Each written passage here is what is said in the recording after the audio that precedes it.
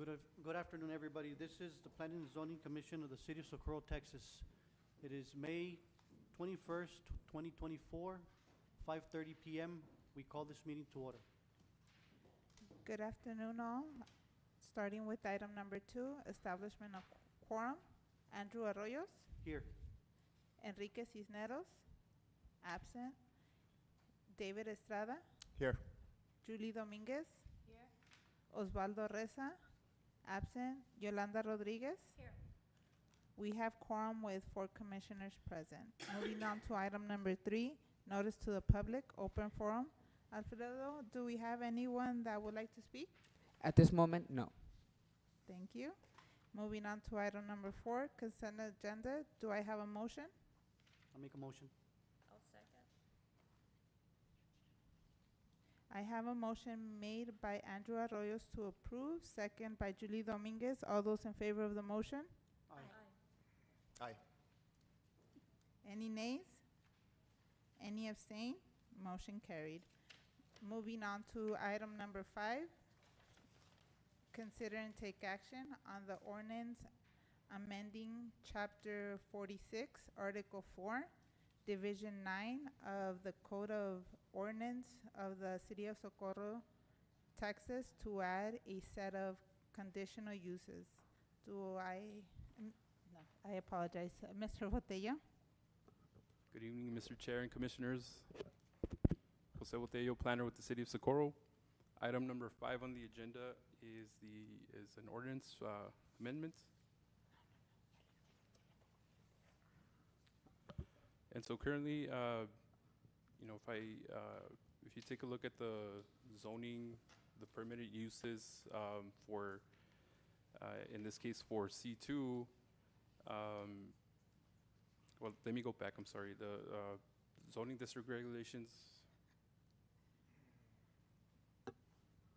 they establish the types of land uses permitted within the zoning district, and they establish development standards. And at times there is amendments that would be needed, to keep up with the requests that the Planning and Zoning Department receives as land uses change and proposed uses are not covered by the current zoning ordinances. And so we placed the purpose of the C2 zoning district, which is to allow the commercial activities that serve the general community on a day-to-day basis.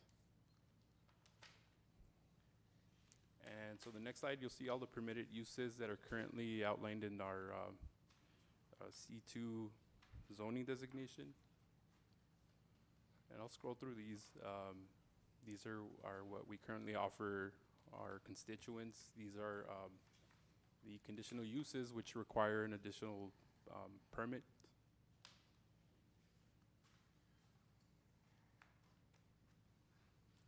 And so these are all part of the conditional uses outlined under C2.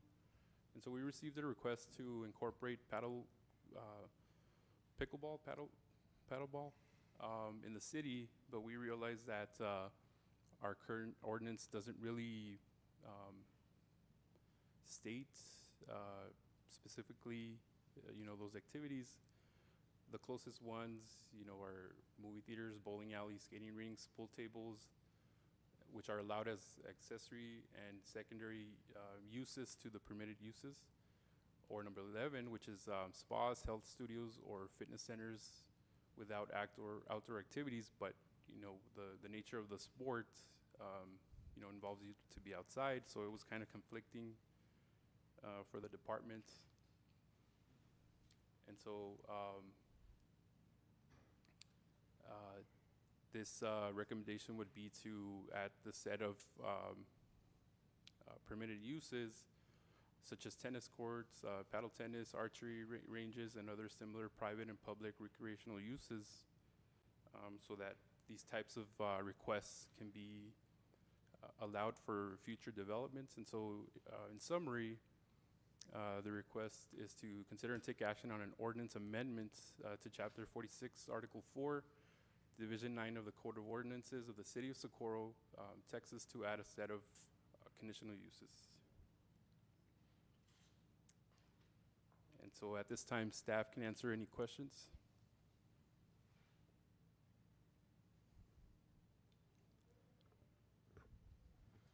Okay, so why would the current zoning specifically not allow outdoor activities? What would be a reason for that? One could venture, one could venture noise for something outdoors, Noise? noise from an outdoor court activity, basketball court, tennis courts, if they're outdoors. Baseball parks, soccer parks?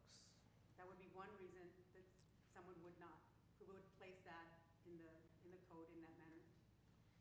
So like a paddleball court, I see it similar to like, for example, well, like tennis courts, basketball courts, baseball fields. And so with that, I see traffic, weekend gatherings and so on. And so I'm wondering just, I see that it's in the current zoning, it's a current restriction within that zoning. So I'm trying to think, noise, traffic, why else? Traffic you're gonna get from any of those recreational activities that are listed, but specifically calling out noise, outdoor activity.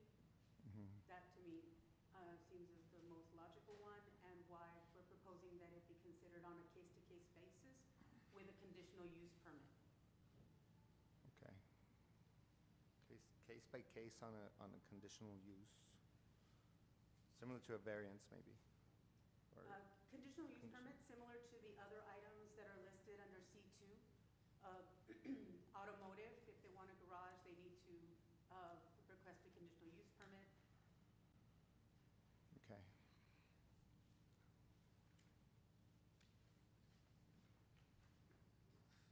I'm just thinking.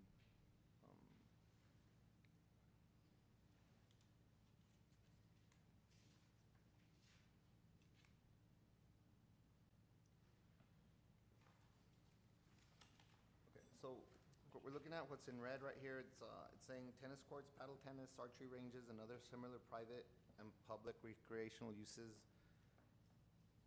Should other similar private and public, should they be defined and included, like baseball parks and tennis courts, soccer fields? I think it's broad. It's just, when it says other similar private and public recreational uses. I mean, I'm not necessarily opposed, right? I think it makes sense, but I don't know, what does everybody else think? It can be amended if you want to limit it to, something you could do would be to limit it to a specific size. Like lot facility. size? Yeah, lot size. Something similar is done on item 1 of conditional uses. So section 46-414, shopping centers and shopping malls and all other commercial, office, retail, and service uses requiring over 50,000 square feet.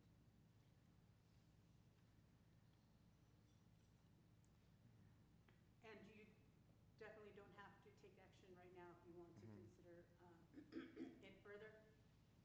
We can gather more information.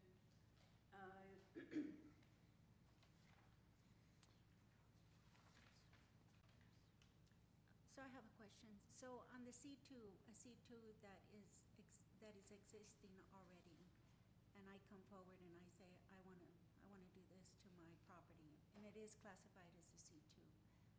All we're trying to do today is to define whether this type of recreational item would be allowed on that C2. So, question, so your baseball parks, are those on C2s? Your parks, your regular park, the park we have across the street, is that a C2? No, That is not a it's C2. I believe that one is zoned a park. Okay, so there's a different definition for a park and a different zoning than a C2. Yes. Okay.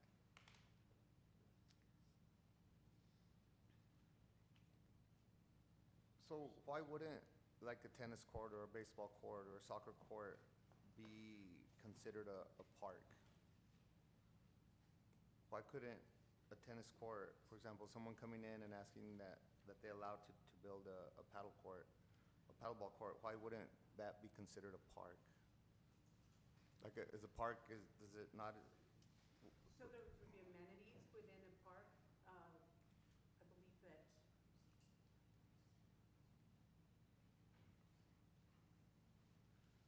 Yeah, I Take a think look to at kind the of jump in, description. so I think the difference is between a public park and then a private entity that has some kind of entertainment facilities. So as a public park, if it's maintained by the city, you know, there's no taxes that are being paid on it. That's really the difference. The ordinances, when they were written, I mean, we just can't contemplate all future uses as entertainment. For instance, if it said skating rinks, well, then, you know, those aren't really hot anymore, I don't think. So paddleball was just not a thing back then, and so, the way it's kind of been suggested is to give it some flexibility in the future, so you don't have to come back for every new thing that's invented that becomes hot again, and they have to do, well, we don't have, you know, such and such kind of court. So that's why there's some flexibility. I think noise was probably an issue because this falls into outdoor sports. I think indoor, there's something on indoor fitness centers, studios, without outdoor activities. So I think that probably came down to a noise issue, but then the city also enacted sound ordinances in 2021 or 2022 to deal with outdoor noise from commercial establishments. It actually had to do more with restaurants, but now that there's actually ordinances in place on how many decibels are allowed at certain times of day or at night. So, you know, things are kind of constantly changing. So I think the ordinance is really to accommodate newer uses. But, you know, you can still kind of work with the language. Whatever you guys recommend will go to city council, and then we'll have a first reading and second reading of the ordinance, and so there may be additional changes when it goes through there as well, so. okay.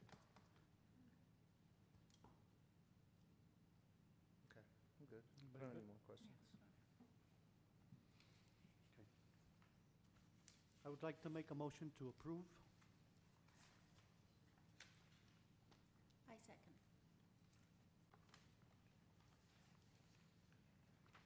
I have a motion made by Andrew Arroyos to approve, second by Yolanda Rodriguez. All those in favor of the motion? Aye. Aye. Any nays? Any abstain? Motion carried.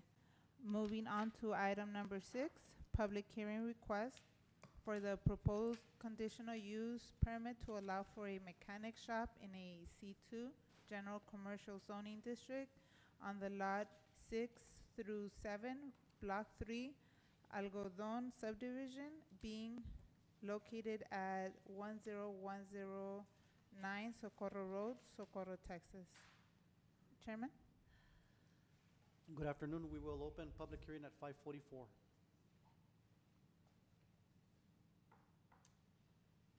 We don't have anyone. We don't have anybody. We will close public hearing at 5:44. Thank you. Moving on to item number 7, consider and take action on the approval of proposed conditional use permit to allow for a mechanic shop in a C2 general commercial zoning district on lots 6 through 8, block 3, Algodon subdivision, being located at 10109 Socorro Road, Socorro, Texas. Mr. Botello? Good afternoon, Mr. Chair and Commissioners. Jose Botello, planner with the City of Socorro. Item number 7 on the agenda is the conditional use permit request at 10109 Socorro Road. So some general information on this conditional use permit request. The lot size is 0.474 acres, which is about 20,663 square feet. The properties are currently zoned C2, which is general commercial. The current land use is commercial. The future land use map listed this property or this area as commercial. And so, in summary, the request is for a conditional use permit to allow for a mechanic shop in a C2 general commercial zoning district. The applicant did request a conditional use permit in 2021, which is approved by council for a tire shop. And so the planning and zoning staff recommends approval of the conditional use permits. And in the next slide, you'll see the location map. This property, or the properties are right along Socorro Road, close to Moon Road. And then you'll see the 3 properties in red, which are showing the C2 zoning designation, followed by some pictures of the property taken from Socorro Road.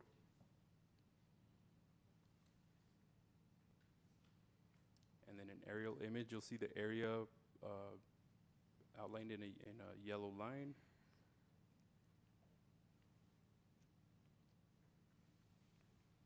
And the properties in light pink were the properties that were notified of this conditional use permit request.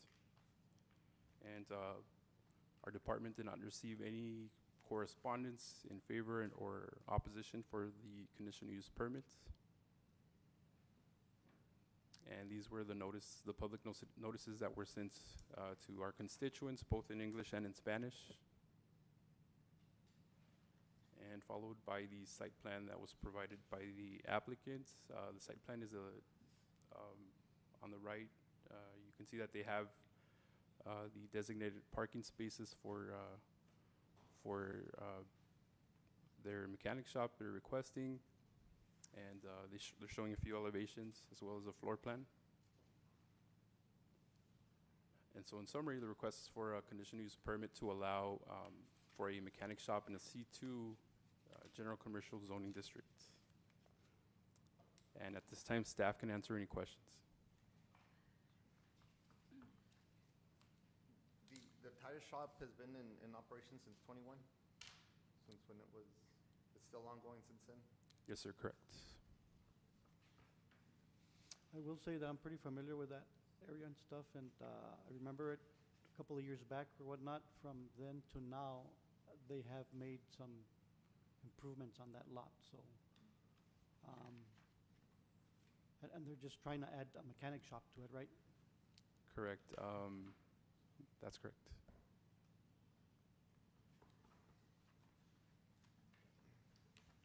Anybody have any questions?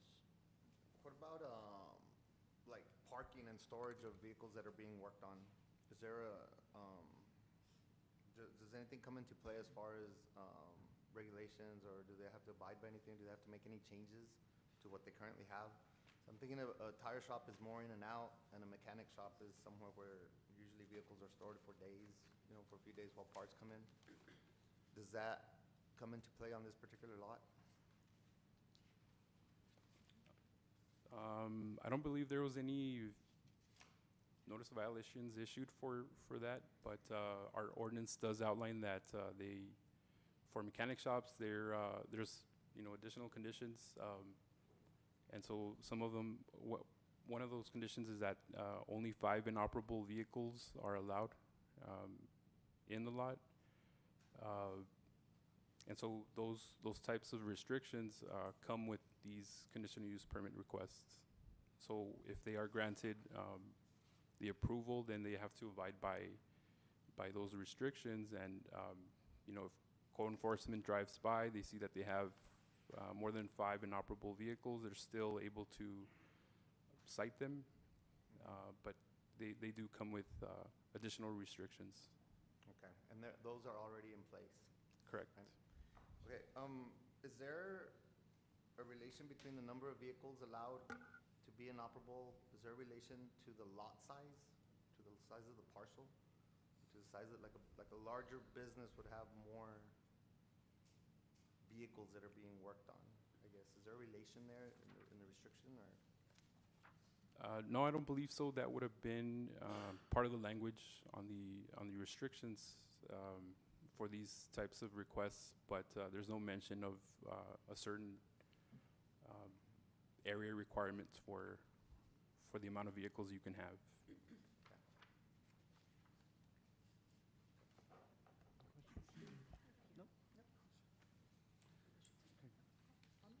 would like to make a motion to approve. I'll second it. I have a motion made by Andrew Arroyos to approve, second by Julie Dominguez. All those in favor of the motion? Aye. Aye.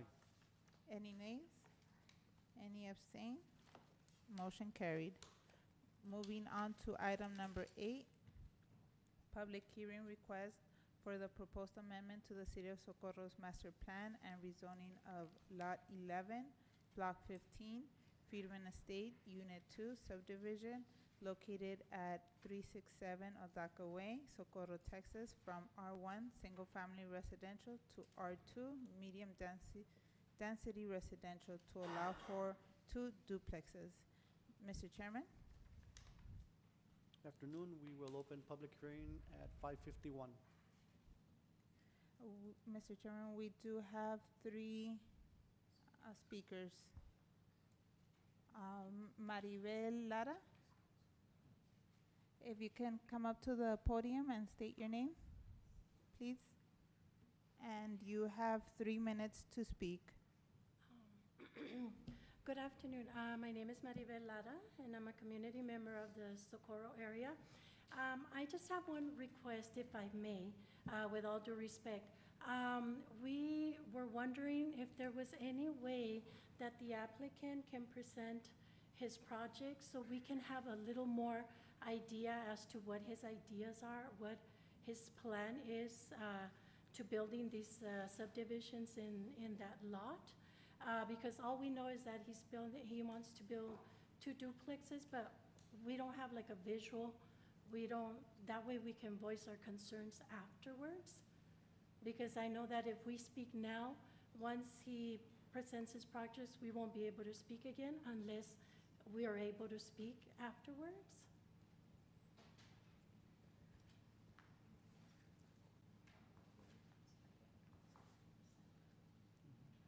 Is there any way that we can present what the applicant has on screen so that they can see it right now?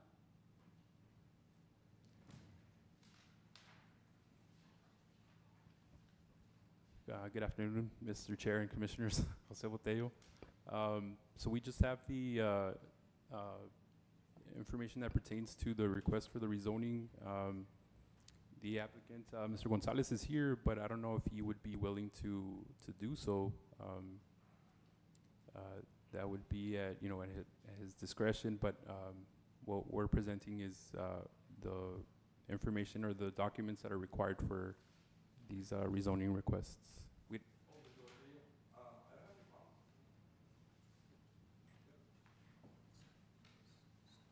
How's that?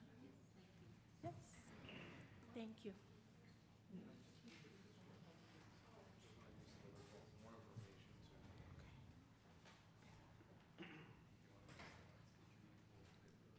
Yeah, just, for the 2 minutes because it goes fast.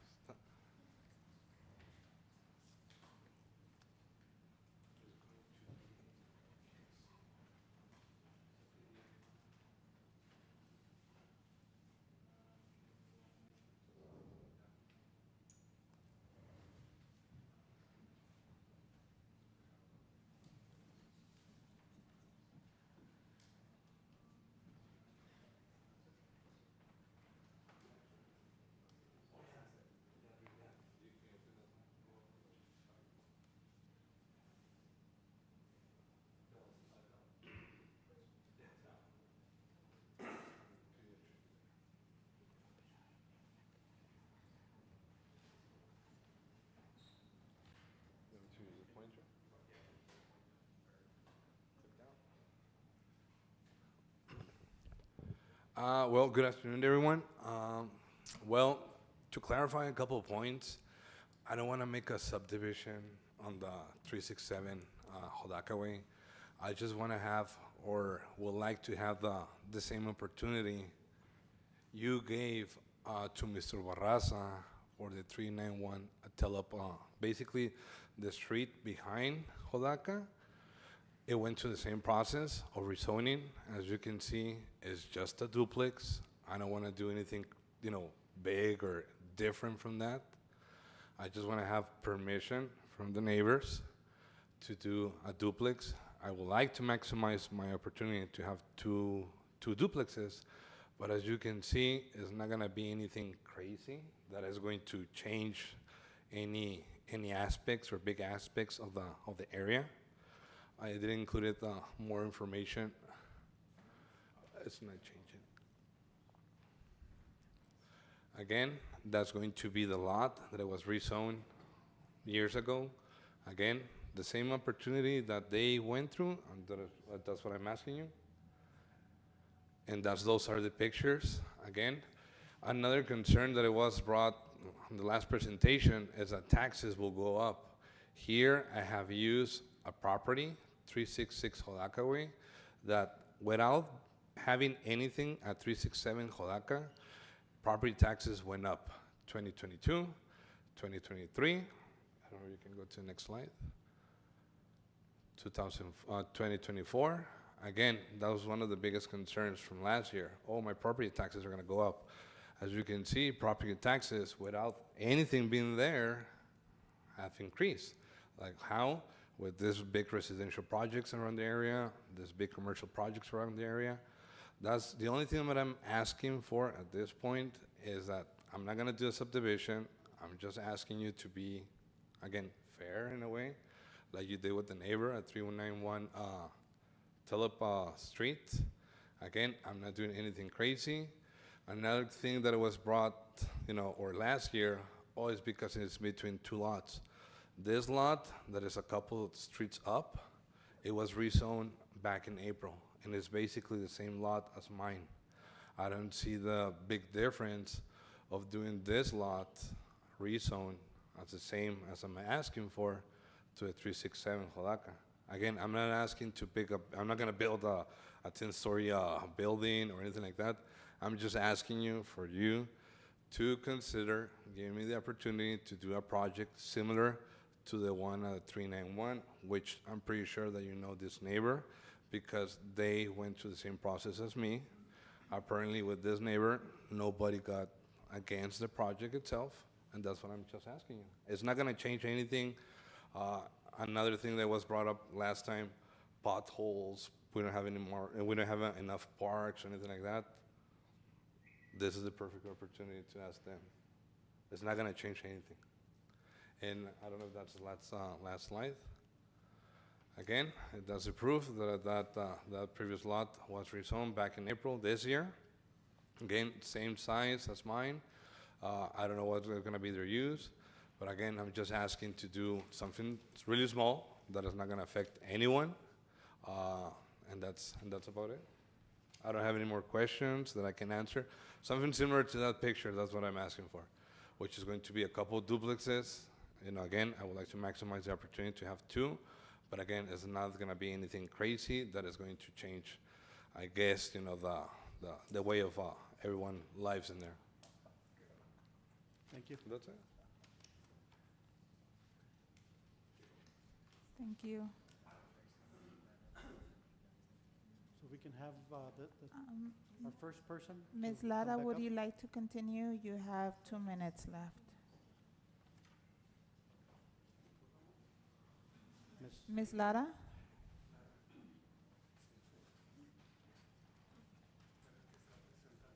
Thank you. May I ask Mr. Gonzalez? May I ask him a couple of questions regarding his plans? Is that allowed? Go ahead, if she's within her time frame, Yeah, it's up to you. I think she still had 2 minutes left. Okay. But really, it's meant to be a one-way, for them to speak to the commission. right. Or Yeah, because maybe, that otherwise it kind of goes sideways in conversation. You could ask the questions and pose them to planning zoning, and then when they consider it, they can also ask those questions. They can hear Right. yeah, or maybe it can be clarified, because I know here the first picture that he showed, it shows a duplex. So if that can be clarified, it says here 2 duplexes. So 1 duplex is two divisions, or is that, it says here 2 duplexes, does that mean 4 apartments, or a duplex, is that just two? Can that be clear? Because I know here it says two. And the picture he shows, there's only like, it's, to me, that's considered one duplex, and that's two apartments. Can that be clarified Yes, ma'am. to me? Why don't you just let her ask her, and then I'm writing them down, and then when we do the consideration right now, we'll go ahead and answer.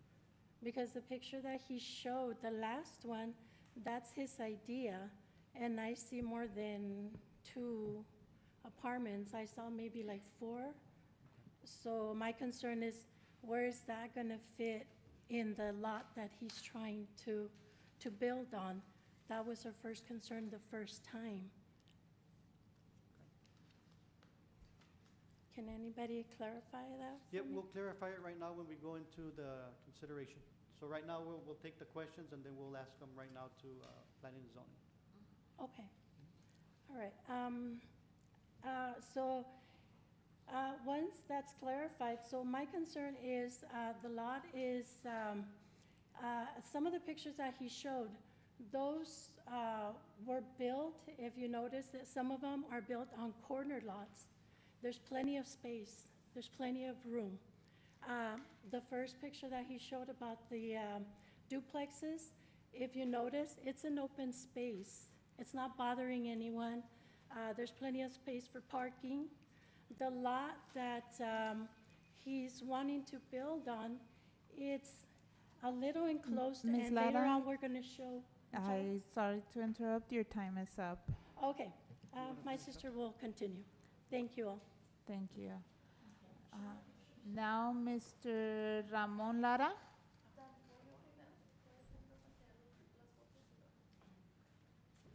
Can I actually go first before he goes, Liliana Lara? Yes, that's fine. If you could state your name on the microphone for the record. And you have 3 minutes to speak.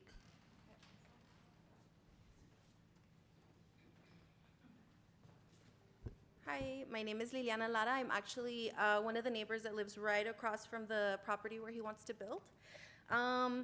Like he had stated last year, we were actually here for the same concern. So he's showing us the first picture that's showing one building that's a duplex, and it has the two spaces. You can see that there's plenty of parking, and it looks like a home, right? So it kind of fits into the neighborhood because we're a single-family neighborhood.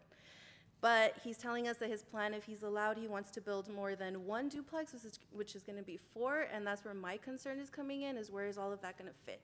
So I actually do have pictures of the area and the other duplexes or the other structures that are around the same neighborhood with multifamily, structures. So that's just my concern. If it's gonna look like the very first one that he showed, I mean, like I said, it's a house. It kind of matches the neighborhood. It doesn't look like an eyesore. But if he wants to do 2 duplexes with 4 families, that was another of our concerns. That's 4 families that are gonna be cramped in one lot. We already have a lot of neighbors, including us, that some of us already have really big families on there. And we kind of find it difficult to, have everyone's space. And then if we have more people right in front of us in the center lot with all of these other structures on the sides, I'm not really too sure how he plans to build all of that. And these are just some examples. These are the multifamily lots, which, like my sister was saying, are actually on corners as well. And then if you can scroll.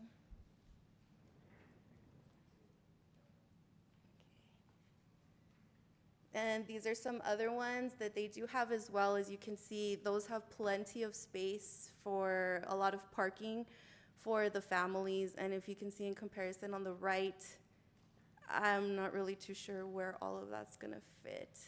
And then if you can see, there's another lot that's actually on a corner as well. And these are just some of the dimensions of the lot that he wants to build on. And these are just some other photos as well of other structures where there's plenty of parking space, plenty of space for the families to kind of, be outside, not in anyone else's way. They have their own space to kind of do whatever they need to. And that's a new structure on the bottom that's being built, again, on a corner space. And if you kind of see where this is going, that We're not opposed to building something there. Clearly, we had some neighbors that we loved very much, and we want to have some other neighbors there as well. It's just we want them to fit into our neighborhood as well as a family, and we're not really too sure. The space is kind of the biggest issue here Ms. with Lara? 4 families kind of cramped in there. Thank you. Your Thank you. time is up. Thank you. Next speaker. Ramon Lara. Just leave the picture so my dad can continue. If you can, si puede dar su nombre, Ramón Lara. tiene 3 Este, minutos. El lote ese que está presentando él tiene 85 pies de frente por 125 de fondo. Entonces, él quiere hacer 2 dúplex.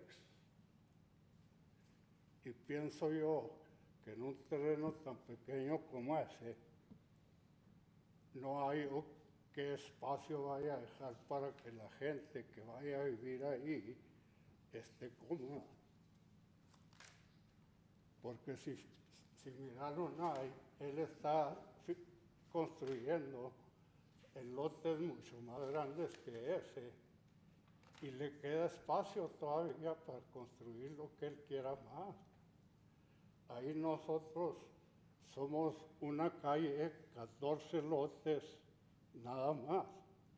Entonces, tenemos 45 años viviendo ahí y todos nos conocemos.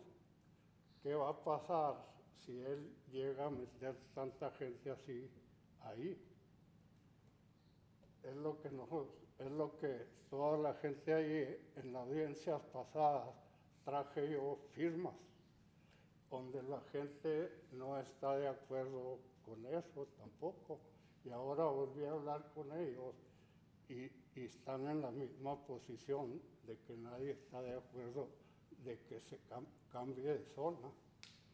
Por eso, pues, no sé, depende de ustedes si es cuestión de que puede o no puede, porque también él presenta nomás la foto, pero no presenta medidas, no presenta nada de lo que va a medir la construcción. Esa es mi pregunta, de que presente él medidas y todo, a ver si es que los puede acomodar.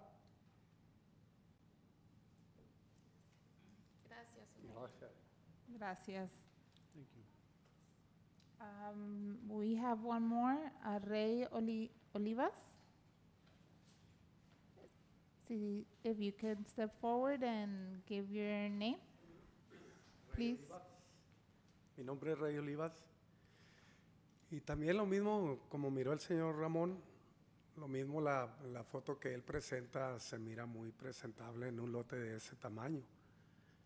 Si se fijan, el driveway en la foto que él presenta es muy profunda para el driveway, para los parking de los carros. Esa unidad que él mira posiblemente pueda ser una unidad, un edificio con 2 unidades. Entonces, ¿dónde va a construir la otra unidad con las otras 2 unidades? Sería molestar a los vecinos, que el parqueadero pues no va a ser muy flexible para todos. Y esa es la molestia en realidad de muchos de los vecinos. Y también quién llega y quién se va. Y también pues las medidas que están en el terreno pues no, como que no avalan mucho para hacer 2 edificios o de qué tamaño los quiere hacer el señor. Es todo. Muchas gracias. If there's anyone else that would like to speak, if you could step up to the podium and state your name. Juan Lara. Oiga, pues nosotros ya habíamos venido, ¿no?, a hablar con él de que esa es zona residencial, no es zona para hacer apartamentos ni nada que se le parezca. Él quiere llegar ahí a llenar otra vez ahí de gente. Ahí nosotros hemos vivido por muchos años y nos dijeron cuando compramos que nadie podía poner apartamentos ahí más que los que estaban ahí cuando nosotros llegamos. Y nomás hay un set de apartamentos y están ahí en la orilla. Esa es una zona residencial. ¿Por qué quieren ir a construir apartamentos o lo que él quiere hacer ahí? Si es una zona que ahí estamos bien tranquilos. Ya habíamos hablado de eso. O van a cambiar la zona nomás porque él quiere construir. Eso es lo que yo quería decirle. Ya habíamos hablado de eso. Y aquí estuvimos hace unos meses, ¿no? Hablando de lo mismo, que él quería hacer unos apartamentos. Y ahora otra, como que make no sense ahí. Todo lo que quería decir. Muchas gracias. Is there anyone that would like to speak on the item? Mr. Chair. So we will close public hearing at 6:11.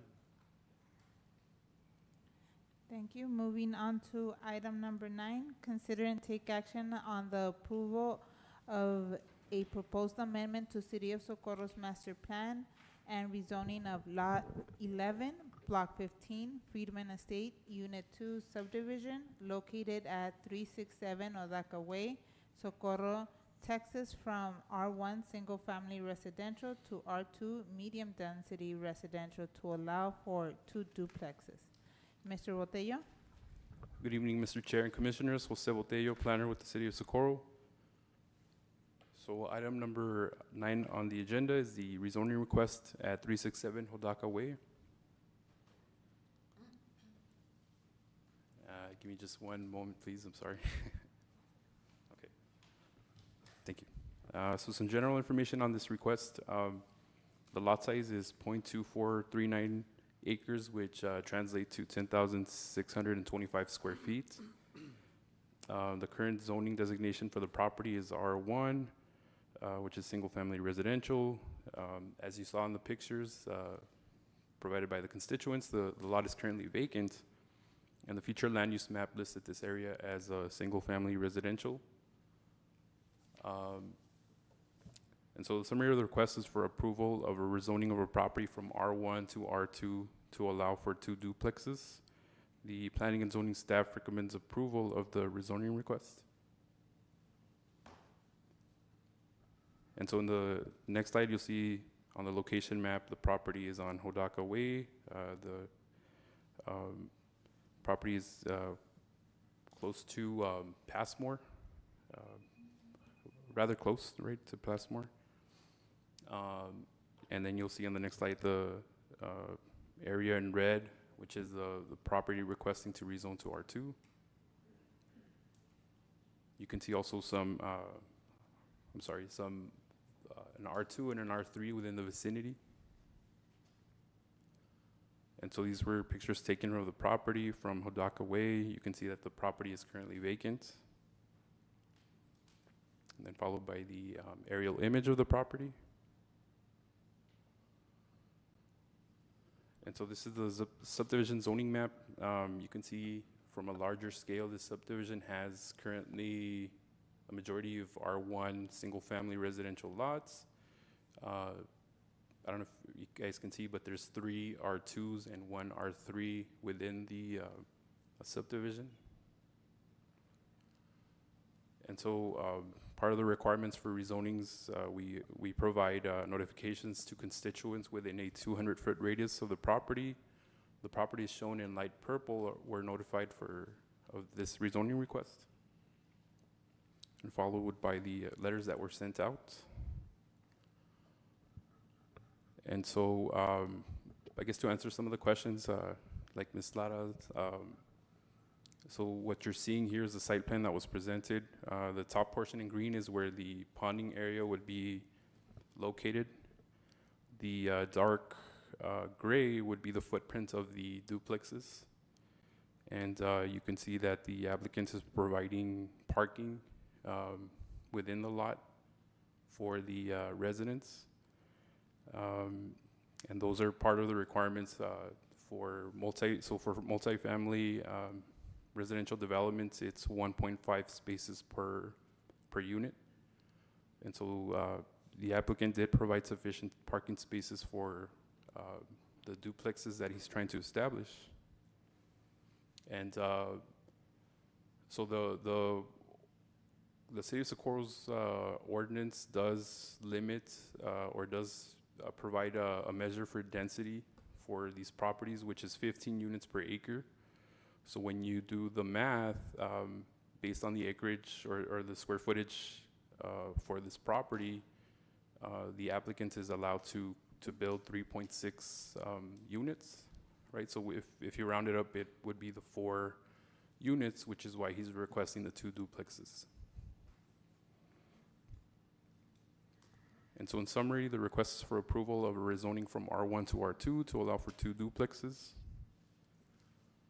And at this time, staff can answer any questions. I have a question. The way I'm looking at it here, it's being presented to us, it looks like it's 2 buildings, but they look like a 2-story building, correct? I'm kind of looking at some stairs, so you would be going vertical, right? Yes. So therefore, the building would be smaller on the lot. That's why you want to... If you could step up to the podium. Oh, I'm sorry. Yes, sir. Yeah, to answer your question, yes, I want to take into consideration where I use height instead of going to the sides, because I do understand that one of the main concerns is the parking space. But that's why all this site plan was designed, you know, with an architecture firm and all that, taking into consideration the lot size and all that, the parking spaces, you know, that are going to be inside the property. They're not going to be in the street. So basically, I want to go and remove one of the concerns, you know, from all the neighbors that, you know, they're going to be parking in the street. That's why, you know, we're going up instead of going to or using the entire lot and then not leaving any parking spaces.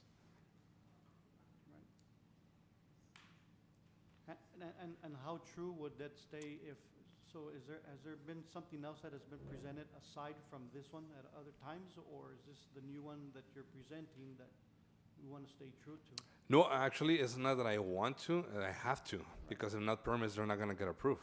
Right. Because based on this, let's say that the process continues, if I show, hey, you know what, now I have 6 apartments or something different, obviously I'm not going to get approved. I'm pretty sure that, or actually a lot of rezoning cases, you know, there's notes, okay, this rezoning gets approved under the condition of this and this and this and this. I cannot modify this.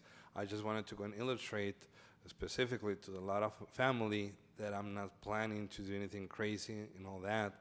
And again, I just want to have the fair opportunity, like they gave them, the Familia Villalobos from the 391, the same opportunity that they gave them to do a duplex. That's what I'm asking for. You know, everything's gonna be on site. I have my ponding area. I have I have a designated space for a trash can. Everything's gonna be inside the limits of the property, not outside, because I know that's one of the main concerns. And again, I'm not gonna change anything, because if not, it's not gonna get approved. And without floor plans being approved, I cannot build anything.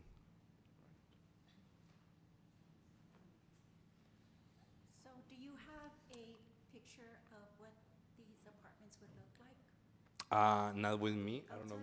I don't have the pictures with me of that of how the building itself is gonna look like. I don't know, Mr. Montello has.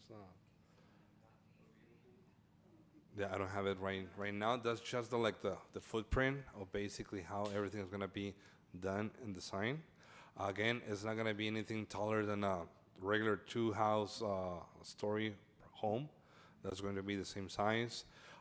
Again, I'm following my setbacks, my front, my rear setbacks. Another benefit that I forgot to mention is that by me doing this, the transformer that is going to, the current transformer, this is by El Paso Electric. I need to go and upgrade that transformer. That's going to be my cost. That's going to benefit, I don't know how many people or families around the area, but actually that's part of the project as well. If I want to go and pursue this, I need to go and upgrade the transformer as well, without costing anyone anything at all. But I don't have a picture of the actual building right now with me. And I'm sorry, I didn't catch the square footage of each unit. What was the square footage of each unit? Each unit, I don't know if I can. Looks I like can it's see it from there. 856? I believe, sir, yes. So these are like 1 bedroom? Yes. And now, like also to continue, with your question, sir.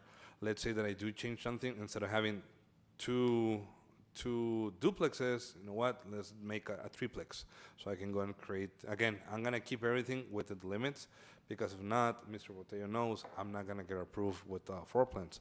Why? Because I'm not following the density, to be approved to build something on this site. I mean, I have to stay with those guidelines. I cannot go crazy on the lot itself. On the setback that I'm looking at here, it shows, I guess, an existing one and the new one, right? So the old one is encroaching in your lot, and that one will be knocked down so that you can have the 5 feet setback? Yes, sir. I mean, again, according to the light size and to the design, the main thing here, or actually the setback in the rear, which is going to be the ponding area, that is required by code that I need to have it, and also the setbacks on each side are there, and everything is covered. The front setback as well, which is going to be mainly for an entrance. So basically, many vehicles are gonna be away from the street itself. I have a question for planning and zoning. One of the speakers did make a note that when you first purchased, on his contract, it said that it would be an R1 residential. Is that something that, I don't know if I can add to that. Well, I don't want to say that Mr. Lara is lying or anything like that, but as you can see in the presentation, some lots have been changed to R2 in the recent years. One of them was changed this April 2024. Another one was changed, the one I'm asking you for the same opportunity, the Villalobos family, it was changed to R2. They did a duplex, and again, I'm pretty sure that nobody got against it. Not because of the fact of being a duplex, but because of the fact. Excuse me, ma'am. Ma'am, I'm sorry, ma'am. Don't. No, ma'am, I didn't interrupt you. I didn't interrupt you, so I don't Ma'am, think it please. should be fair. Ma'am, ma'am, can you please, we'll, let him finish, please. Again, I'm not asking to do anything crazy. I'm not gonna build a hotel. I already show you proof that taxes, they go up regardless if I have something there. If I have a duplex or if I have a single home. If I built a $1 million home, taxes are gonna go up regardless. That's the proof that I show in my presentation. Again, I'm just asking you to be treated fairly, and I'm pretty sure that I'm not being treated fairly is because I don't live there. It's because I personally don't know the Lara family, but again, it's not that I'm here to do anything bad to him or anything like that. I'm just trying to present a project that is going to be done following every single aspect of the code, permitting, all that. Even my rock wall, I did it with a permit because I have to. Again, I'm not going to do anything that is not going to be under the code because I'm not going to be able to do it. okay, I do have a question though for Lorraine. Is the property that we're talking about, this Villalobos that was approved back in April, and we went from R1 to R2. R2, did he build a duplex? That one is still, the one back in April hasn't been constructed yet, but what he proposed was a duplex. It was one duplex, which would be One building, 2 units. But we're talking about Two buildings, 2 units each, so 4 units. I mean, and obviously, I'm okay with that. You know what? Instead of doing this, we can all agree, but again, don't just say no just because they don't know me or just because of the project. I don't think that there's a problem with that. Actually, that's what happened last year. I think it's more of the R1 going to an R2, and we're looking at either 2 duplexes or we're looking at 1 duplex. And I think that's the concern. So even to build one duplex, it still has to be rezoned to an R2, correct? Yes, that is correct. Are you open to just create? I mean, I'm one open duplex? to a triplex if you want. Again, I'm open to anything that I'm gonna stay within the guidelines. I can do a quadruplex of a single unit, basically the same size of a duplex that is gonna be the same dimensions. But That again, would it's look- just the classification of the R1 from a single home dwelling to a multifamily, which in this case can be like the 391, the one for the Villalobos family, It's a duplex. That one got approved, I believe, back in 2012, but it's basically the same scenario. Or like the one that they're asking, which follows the same conditions, it's a lot in between two properties. The one that got rezoned this past April, I believe. They haven't built anything, but it's the same conditions. Ms. Lorraine, how about the other ones that are highlighted? Are those double duplexes or is it single duplex? I believe those were all duplexes. Meaning two dwellings? A duplex, 2 units, Okay. except for the R3, which existed before the city was incorporated. And that one is a 2-story, I want to say 6 units? I believe it's 6 units, the one in the corner. Yeah, actually that one apparently what got built before the city ordinance was created on that. Thank you. David? Yeah, I have questions. Go ahead. So, okay, so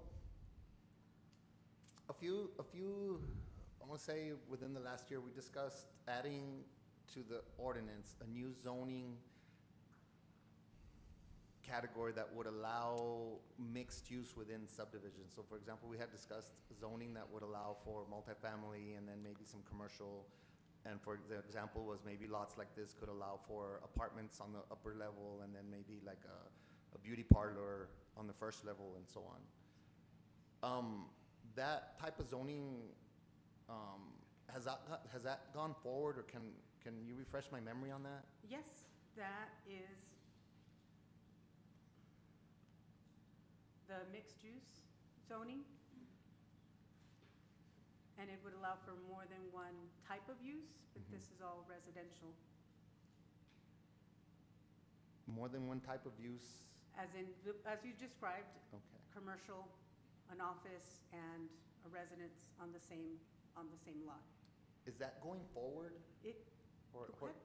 or has it, it's been adopted. it's been adopted? Okay, but this particular subdivision doesn't have that type of zoning right now. This is R1 zoning, this lot is R1 zoning. This lot is R1 zoning, and it would not provide for what what the applicant is requesting. Okay.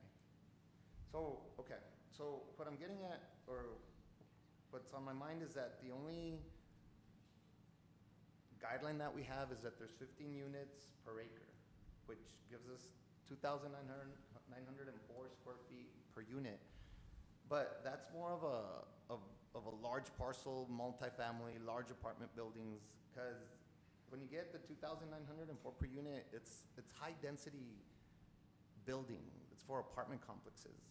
And I think that's why it's for an acre, but that's the only guideline that we have. But when we take that math and we apply it to a small lot, like 10,000 or 11,000 square feet, it's really high density building for such a small parcel.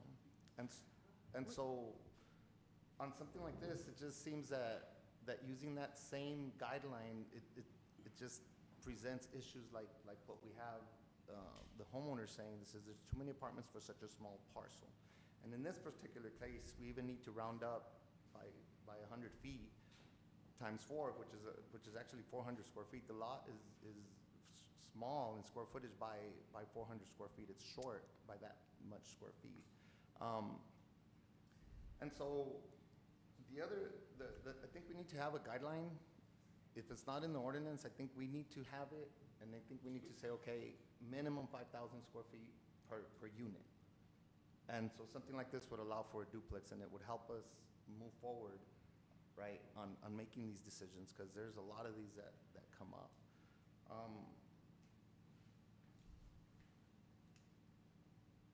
Two opportunities for us to capture all of that are coming up with our comprehensive plan.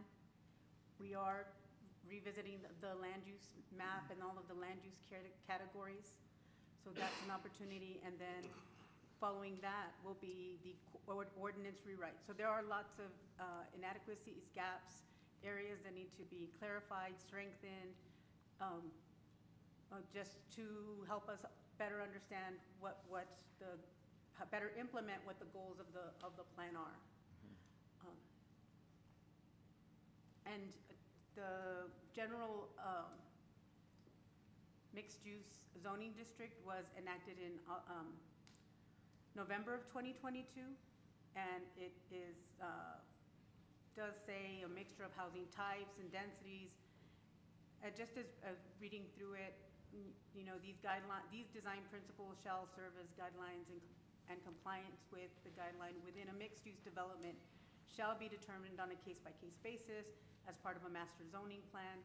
A GMU development shall meet one or more of these design principles, and then it lists several. So just reading through it briefly, it just seemed like it was designed more for, like you're describing, a larger area, a bigger project, not just a single lot.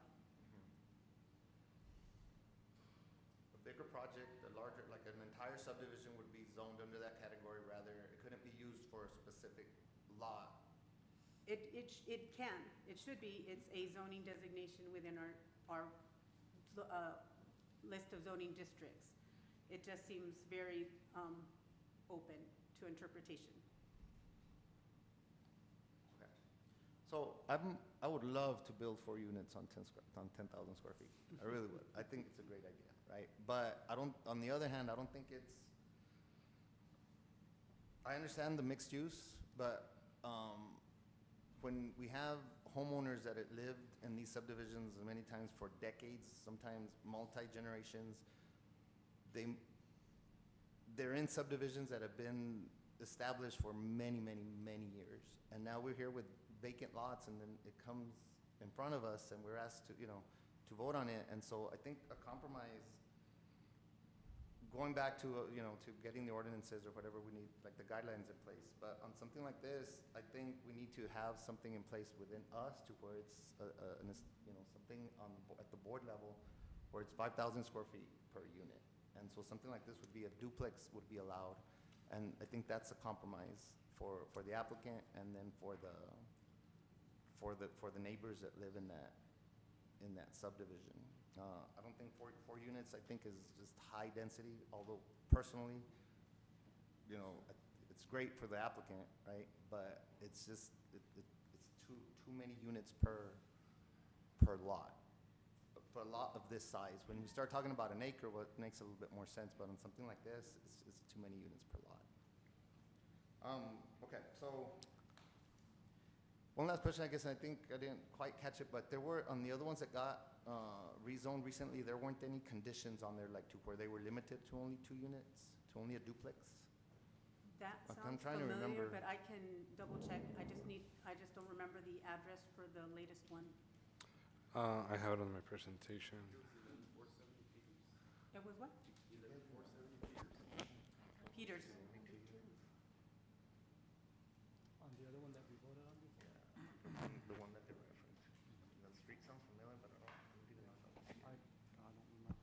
Yeah, I'm trying to remember, I think in the past when if things have been approved, that there's been a condition by P and Z on no more than X amount of units with the approval, so. So if we vote today to rezone for an R2, but we can make a condition to allow only 1 duplex on there instead of 2 duplexes, correct? That's correct. Okay, so I want to the applicant, I want to say that great job on the site plan. I know it takes effort, it takes money to get to that point, right? I want to also address the people that are here, the neighbors. There needs to be a compromise, I believe. Either you have an investor that comes in and buys these vacant lots, and in order to make it worth their time, the more units that they get to build, the more profitable it is. And when you limit the number of units, it's not worth it. And so then, as owners, you have the decision, okay, do we live with a vacant lot that's full of weeds, that nobody's maintaining, that's just sitting there, that doesn't bring in any tax revenue? Or do you allow an investor to come in and buy and build something, right? And so there needs to be a compromise there. And so I think that's what we're looking at. So in something like this, I would say to make a motion, right? But with the condition that there's a limited to 2 units. That's what my motion would be. I'm not making that motion, it's just up for discussion. I agree. So, I I can make the motion, but again, is that, I'm just asking the question to where, would that be some kind of compromise that you would be able to? Yes, look I mean, into forward or- like I said before, I mean, I'm open. I'm open. What I want to do is just use this lot. Right. Again, like I told everyone here, it's not I want to go do anything crazy. You know what? If the condition is to build a duplex, like the property that is behind Hodaka, I'm okay with that. Obviously, I wanted to maximize the opportunity following the guidelines that is on the Muni Code, the Socorro Muni Code. But again, if that's going to be a big problem, yes, I can work with just one duplex on the lot. Again, obviously, I will need to change the site plan because that reflects two. I will need to change just one, still following the guidelines, but just showing one duplex, with the ponding area, parking spaces, and all that. And there's suggestions, if these are like with a one bedroom, right, you can do a duplex that's a 2-bedroom, 3-bedroom, or whatnot. You can kind of. Again, modify that or exactly. whatnot, right? Yeah, again, I'm not opposed to that. I'm open to that type of options. Like I said before, I'm just here to express, to ask, to be treated fairly, like other existing neighbors. Right.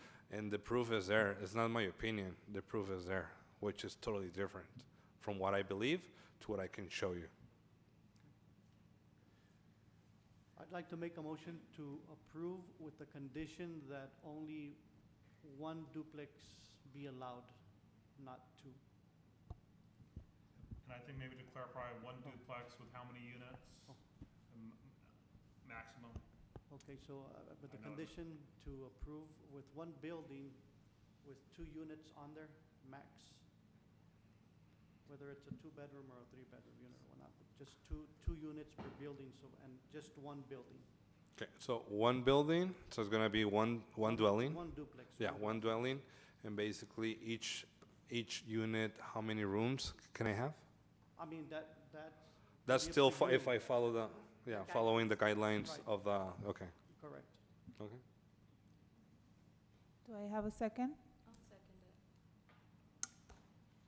I have a motion made by Andrew Arroyos to approve with the condition to allow for one building, 2 units, max, and second by Julie Dominguez. All those in favor of the motion? Aye. Any nay? Any abstain? Motion carried. Moving on to item Can I number. excuse myself? Thank you. Thank you. Thank you. Moving on to item number 10, public hearing request for the proposed amendment to the City of Socorro's master plan and rezoning of Track 1, Block 12, Socorro Grant, located southwest of Alameda Avenue and Scove Road, Socorro, Texas, from A1 Agriculture to ICMUD, Industrial Commercial Mixed Use Development, with a variance request to allow for an ICMUD zoning district less than the required 10 acres to allow for the development of industrial commercial building. Mr. Chairman? We open public hearing at 6:39. Have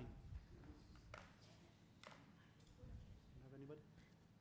We will close public hearing at 6:39. Thank you. Moving on to item 11. Consider and take action on the approval of a proposed amendment to the City of Socorro's master plan and rezoning of Track 1, Block 12, Socorro Grant, located southwest of Alameda Avenue and Scove Road, Socorro, Texas, from A1 to ICMUD, Industrial Commercial Mixed Use Development, with a variance request to allow for an ICMUD zoning district less than the required 10 acres to allow for the development of industrial commercial building. Mr. Botello? Good evening, Mr. Chair and Commissioners. Jose Botello, planner with the City of Socorro. Item number 11 on the agenda is the rezoning request for Stoughton Industrial. So some general information on this request. The lot size is 5.49 acres. The zoning for the property is currently A1. I'm sorry for the typo, which A1 is agricultural. The current land use for the property is vacant, and the future land use map listed this property as agricultural land. So the summary of the request is for approval of a rezoning of a property from A1 to ICMUD with a variance request to allow for an ICMUD zoning district less than the required 10 acres to allow for the development of industrial/commercial buildings. And so planning and zoning staff recommends approval of the rezoning and variance request to allow for an ICMUD zoning district less than the required 10 acres. And so in the next slide, you'll see where the property is situated. That thick purple line is the city of Socorro's boundaries. So this development sits between the city of Socorro and El Paso County. And so on the circle, the hatched property is the area being requested to be rezoned. And in this slide, you'll see on the zoning map, you'll see outlined in red the 5.49 acres being rezoned to ICMUD. And these are some pictures that were taken from the property, pictures taken from Scove Road. And then you'll see in the aerial image, the property is currently vacant.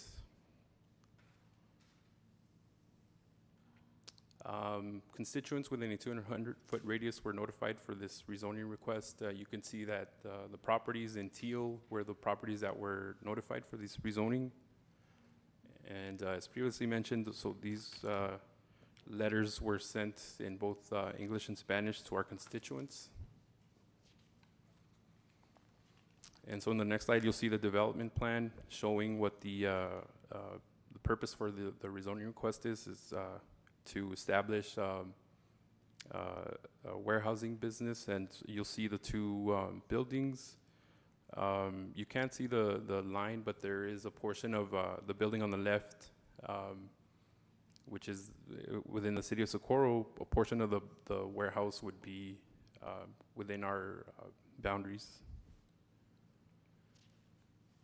And so this is page 1 of 3 for the development schedule that was presented to our department. The estimated completion date for this development is set to be done in September 2025.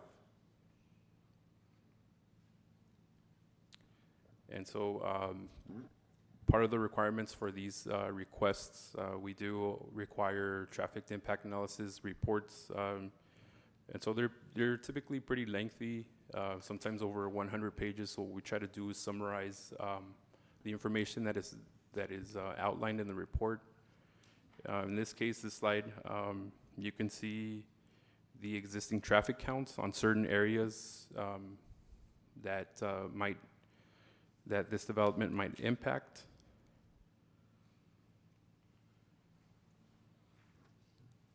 And so on the next slide, it's a similar slide, but this is the projections for the year 2025 with no build. So if this project was not to proceed, it's kind of hard to see, but the numbers shown are what would be predicted to be the traffic counts for those areas.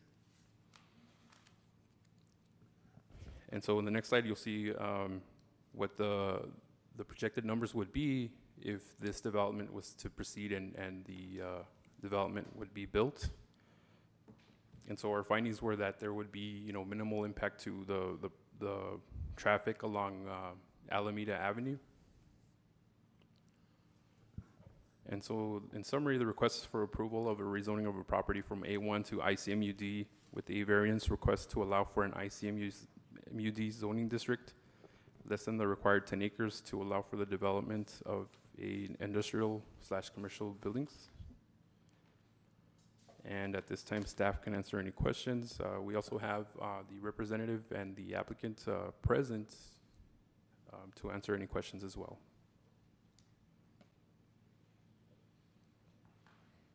So on the variance, we're going from 10 acres required down to 5? To 5.49, yes, ma'am. Is that the ordinance? Where does the 10 acres come from? Where's that? So it's outlined in Chapter 46, zoning. I believe it's Article 4, district regulations. I'm not exactly sure which chapter it is, but if you scroll down to where it says ICMUD, similar to how we presented the information for the ordinance amendment for C2, you'll see the requirements that the city asks for these types of developments. So in that area, in that specific chapter, there is a section that outlines a requirement for 10 acres. Okay, so in this case, why would staff ask for that variance? Why would that recommendation be made? Because the variance is requesting a numerical exception from the municipal code. So for this development to proceed, right, since a portion, which is the 5.49 acres, sits within our city limits, you know, the property is currently zoned A1, which is agricultural, but the agricultural zoning district doesn't allow for warehousing, so the applicant had to request a variance to allow for that, you know, the warehouses to be built, because a portion of them does sit within the city limits. I don't know if that makes sense. And the other piece of missing information is that the city abolished M1 and M2 zoning districts. So this ICMUD is the only zoning district that allows for logistic centers. Okay. So is this a larger parcel, larger than 5.49 Yes, this is, acres? But if you go back to the development plan, the larger lot is between the two. The small triangle that's within the city, and then no, that was fine. Sorry. Yeah, there you go. That's better. So that portion is only within the city limits, but the applicant did want the city's concurrence to move forward with the project, and they complied beyond what was necessary in providing the ICMU, well, not beyond. They are complying with the requirements of the ICMUD by providing the development plan, the TIA, for consideration as a whole, not just a tiny triangle that's within the city. Just looking at the larger impact of the project. But because it doesn't fit within any other zoning district in the city, it fits under ICMUD, but it's just not the 10 acres on its own. I think maybe to clarify, what's the total acreage of the property, you know, including the one that's not in the city? So it's, I believe it's between 32 to 34 acres. So that's including the portion in Socorro and El Paso County. which is the entire yellow triangle that we're looking at? The triangle you're seeing is the 5.4, and let me see if I have another. And So if you notice, there's a Like a trapezoid type? bounded by Escove, Alameda, and the lateral. Can you guys see my cursor? So it would be, all this is going to be the development. And the portion that we can only, the zoning would require ICMUD would be this portion, this triangle, these two tracks that are within our city boundaries. So we don't have the power to enforce zoning regulations on county, but whatever property sits within the city of Socorro's limits, that's where they're being asked to rezone to ICMUD. I think, probably to clarify, I think that was a question that was coming, was that the whole thing is more than 10 acres, it's just only 5.49 sits in the city of Socorro. So they're asking for a variance from that, but actually the entire property is more. That helps answer. Okay, and so we really don't have any say on what they build out in the county, correct? That is correct. Right.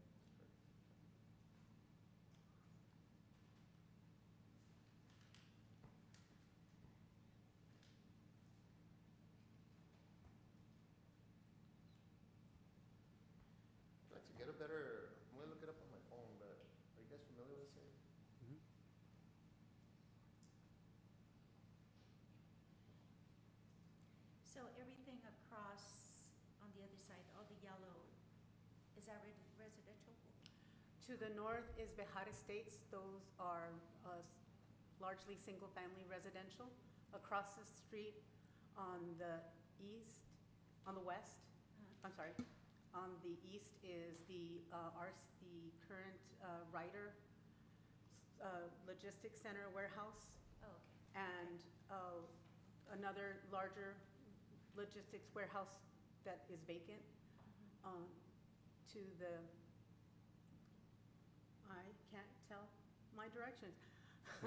And then to the west is vacant agricultural land. I don't know if that's being farmed or not. And then just to the north of that is a mix of single-family and vacant lots in the area that's referred to as the Varela area.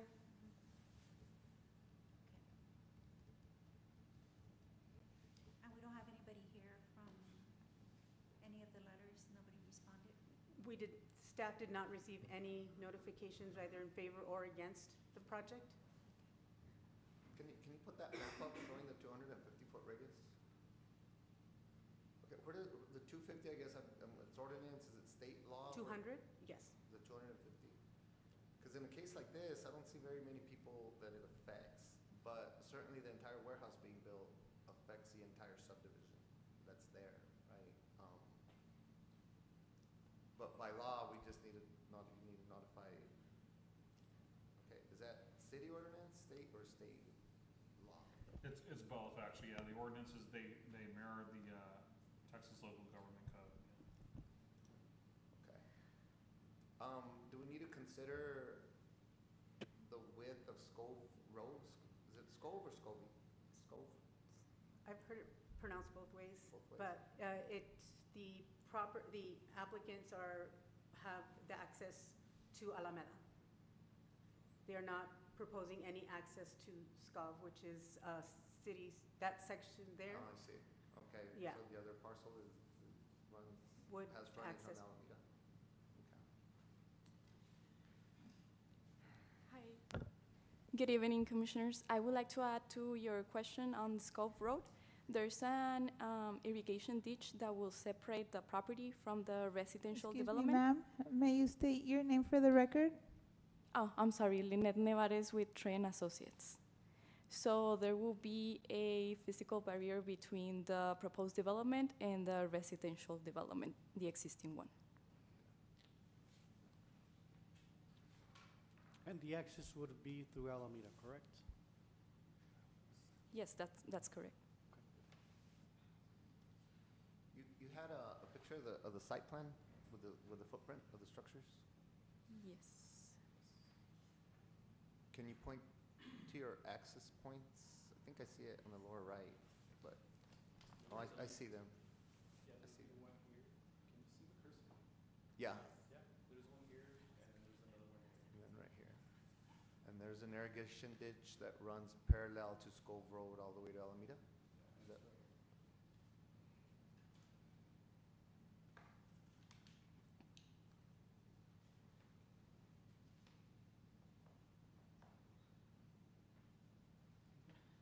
Okay. Any questions?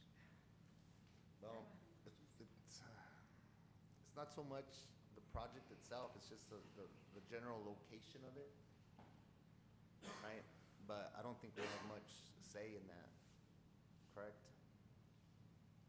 In other words, my concern is the number of warehouses coming in to the city of Socorro or within areas like this. I'd rather see them close to I-10, closer to Loop 375 with a much easier access to them off of either one of those roads, either I-10 or the Loop 375. This one is further down the valley. So that's my concern on this one. That's what I don't particularly like about it. But we don't have any say on what's built in the county is what I'm understanding. So to clarify, this location is actually across from the warehouses that are already there, across from, is this where the flea market thing goes on? Next door to that, is this where? Yes, ma'am. I believe Cheetos. It's within that. This is next Uh-huh. door to that. Yes. Yes, ma'am. Right, because the irrigation ditch runs down that path. So it's just down the street from existing warehouses already, that in fact are vacant, except for a couple of them. And like, Most of I them. gotcha. I know where we're at So now. you have Bosch, One. you have Right. U-Haul. and I kind of agree with Mr. Estrada, right? Want to try and keep them out to the outer skirts of Socorro, but since this one is closer to the other one and it's right off of Alameda, I mean, I take that into consideration.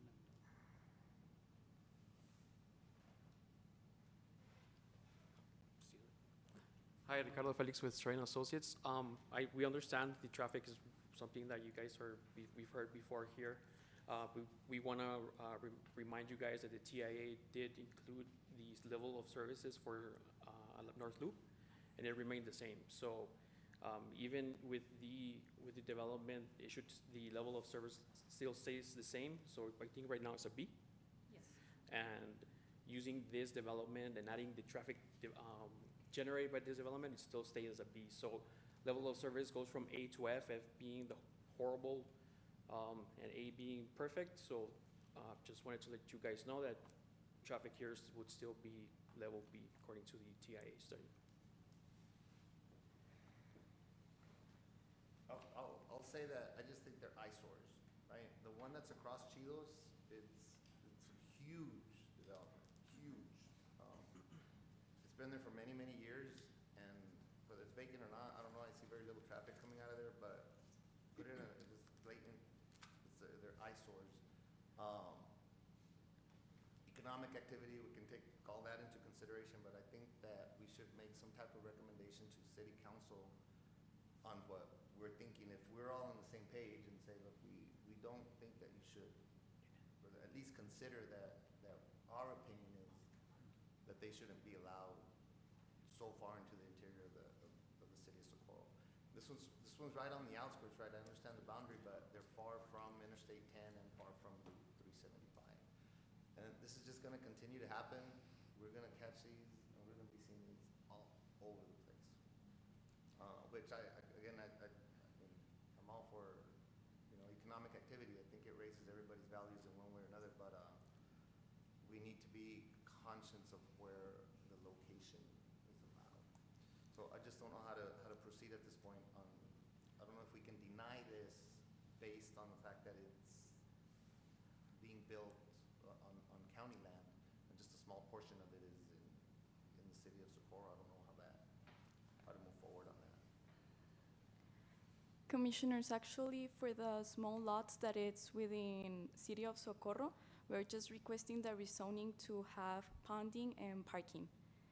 This is a conceptual layout, but it can actually be changed to have just one building, and that one building will be within County of El Paso only.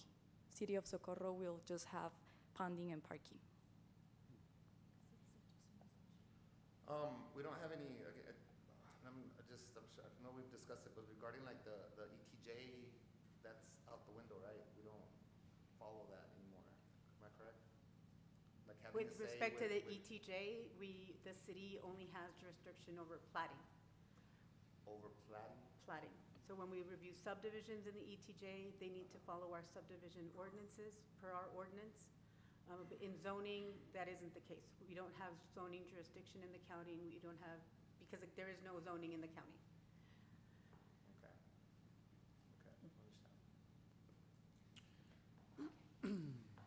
And right now, we are just requesting the change on zoning, but once the plat comes, we will follow the requirements of City of Socorro as well as the county. So to also follow up on your question, the result of denying this would that it would not be rezoned to ICMUD. It would not. It would remain agricultural. That would be the result of your denying this zoning request.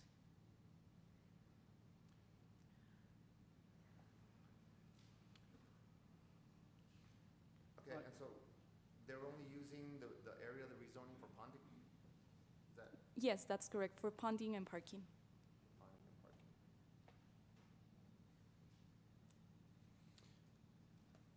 I think we're stuck. I don't understand. I don't know how to proceed. I would like to make a motion if nobody else has anything else or undecided, right? If we can proceed with, I'd like to make a motion to approve, and just because it's next to Alameda and I know kind of where the location is, where is that? And because of the parking and the ponding area, I kind of get what you guys are trying to do. I'd like to make a motion to approve with staff recommendations to allow for the ICMUD zoning district less than the required 10 acres. Do I have a second?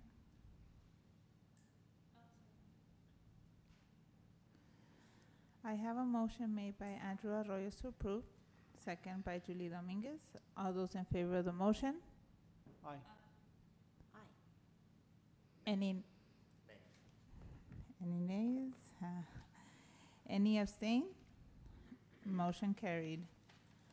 Moving on to item number 12, public hearing request for the proposed amendment to the City of Socorro's master plan and rezoning of tracks 1D1, 1D2, 4A, 4A2A, 4B, and 5A, Block 6, Socorro Grant, located southeast of Inglewood Drive and Nevares Road, Socorro, Texas, from agricultural, A1 agricultural to ICMUD, industrial commercial mixed-use development with a variance request to allow for an ICMUD zoning district less than the required 10 acres to allow for a commercial development. Mr. Chairman? We'll open the public hearing at 7:02. We don't have a We will close public hearing at 7:02. Moving on to item 13, consider and take action on the approval of the proposed amendment to City of Socorro's master plan and rezoning of tracks 1D1, 1D2, 4A, 4A2A, 4B, and 5A, Block 6, Socorro Grant, located southeast of Inglewood Drive and Nevares Road, Socorro, Texas, from A1 agricultural to ICMUD industrial commercial mixed-use development with a variance request to allow for an ICMUD zoning district less than the required 10 acres to allow for commercial development. Mr. Botello? Good evening, Mr. Chair, Commissioners. Jose Botello, planner with the City of Socorro. Item number 13 on the agenda is the Inglewood Industrial rezoning request. And so some general information on this rezoning request. The lot size for this property is 8.048 acres. It's currently zoned A1, which is agricultural. The current land use for this property is vacant. The future land use map listed this area as agricultural land. And the summary of the request is for approval of a rezoning of a property from A1 to ICMUD with a variance request to allow for an ICMUD zoning district less than the required 10 acres to allow for the development of industrial/commercial buildings. And planning and zoning staff recommends denial of the rezoning request. And so similar to the previous case, this development is situated between the city of El Paso and the city of Socorro. And so in the location map, you'll see the city of Socorro's limit outlined with the purple line. The hatched area is the area that's requesting to be rezoned to ICMUD. And so in this zoning map, you'll see outlined in red the green, which is the A1 zoning designation that the property currently has. You see also to the south the orange, which is R2. And so these are a couple of pictures that were taken from Nevares Road, where you can clearly see that the property is currently vacant. And then once again, the aerial image of the property outlined in yellow. You can see the white dashed line that separates the boundaries between the city of El Paso and the city of Socorro. And so, seeing as these are large tracts surrounding this development, only a few properties were notified for this rezoning request, where you can see in light blue, the properties that were notified. And we did send letters in both English and Spanish for the rezoning request. We did not receive any correspondence in favor or opposition for this rezoning request. And then here you'll see what the development plan presented to staff, where there was a proposal for 2 warehouses. And so it's kind of hard to see, you know, from a distance, but you can, there is they did draw a distinction between the boundary line from El Paso, the city of El Paso, and the city of Socorro. The city of Socorro side would be, there would be the parking spaces for the trailers. So there would be no portion of a warehouse within the city limits. And it's you know, hard to see, but there's a large residential development to the south, which is Valle Nuevo, currently under construction. And so the applicants did provide a traffic impact analysis. And so they analyzed a few points that would impact, you know, certain areas. This development would impact certain areas. And we did find that, you know, what staff predicted to you know, the reports would outline to be true. So the traffic along North Loop, you know, is pretty heavy, congested in the mornings and in the afternoons. And so within the recommendations for this traffic impact analysis, we found that the engineers listed that the roads that connect to North Loop, in specific Nevares, it's not adequate for large trucks. If you know the area, you know that there's a lot of potholes. The right-of-way is narrow, and so you know, taking into consideration the Valle Nuevo subdivision to the south, that's introducing 217 residential lots, you know, it's kind of difficult to see a development like this, you know, help the city, right? We're experiencing concerns with infrastructure, so the lack of adequate infrastructure is, you know, where we don't see a right fit for this type of development. And so to summarize, the request for approval of a rezoning of a property from A1 to ICMUD with a variance request to allow an ICMUD zoning district less than the required 10 acres to allow for the development of industrial/commercial buildings. And at this time, staff can answer any questions. We also have Ms. Lynette from Train Associates and the applicant to answer any questions as well. Can you put the aerial image back up? The aerial view?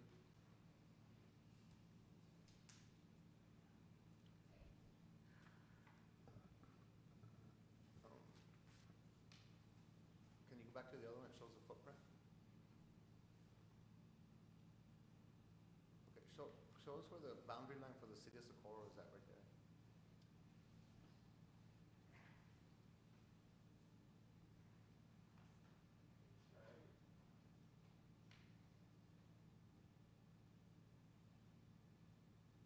So it's just for the parking spaces, right?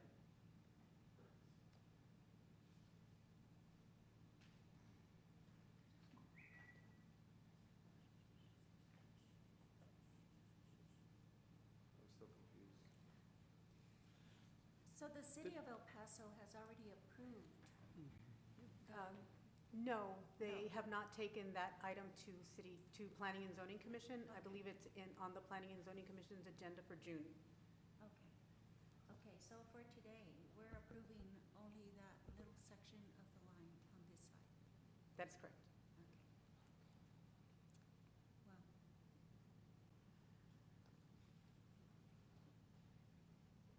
Good evening, Commissioners. Lynette Nevares with Train Associates. Just to add a little bit more information to this request, we are requesting the rezoning for the portion within City of Socorro to allow for parking.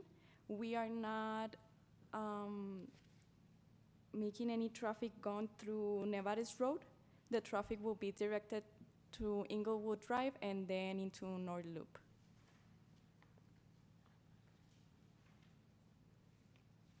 So whether we deny it today or whatnot, and they go to the city of Socorro, and it passes through the city of, they go through the city of El Paso, and the city of El Paso passes it, they will, you all would still build the warehouse there, right? Yes, that's correct. Just without, I'm assuming you guys would have to reconfigure parking spaces and all that, correct? Yeah, we will need to reconfigure the site plan. So staff is recommending denial. You made a case for traffic. On what other basis are you recommending denial other than traffic? Infrastructure is, I believe is what Mr. Boteo mentioned, the width of Nevares and Inglewood. To add on that, the developer is willing to do his proportionate share of the streets for Inglewood Drive and Nevares Road as well. As far as like off-site improvements? Yes, as part of the development improvements.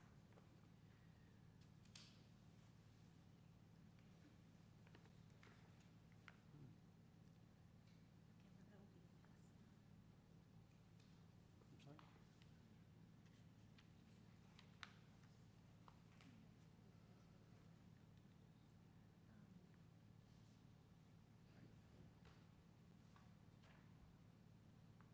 Nevares Road is in the works for future expansion, right? Not Nevares. Not Nevares?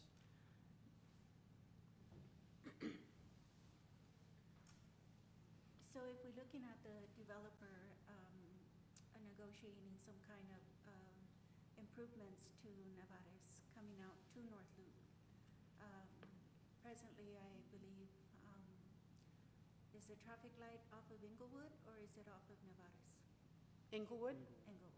So to the north, Inglewood runs across. The road coming down the middle is Nevares. It now meets Nuevo Hueco Tanks Yes. and the old Okay.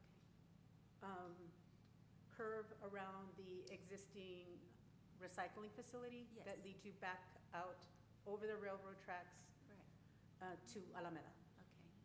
Because Inglewood at the present time is not paved or, Inglewood is paved, it's just 2 lanes, one direction each, and there are lights at Inglewood and North Loop, and there are lights at Inglewood and Alameda. Nevares, okay.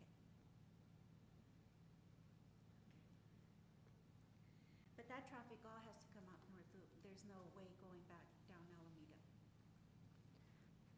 Not across the railroad tracks, through that little section going to Alameda. That, Inglewood does connect to. To Alameda. it does connect, but I think the road is pretty narrow. It's even worse the other direction than coming toward North Loop. Yes. Yes. So those trucks would not make it through that way, I would think.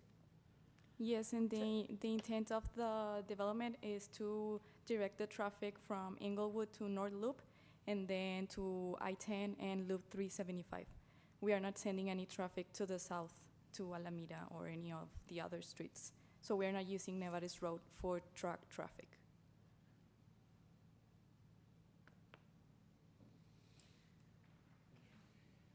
So just to get this right, this is, what we would be approving would just be used for parking spaces again? Yeah, and I think, you're approving the traffic that's gonna go through there. Mhm. Because we do have a lot of traffic on North Loop, even going up Yep.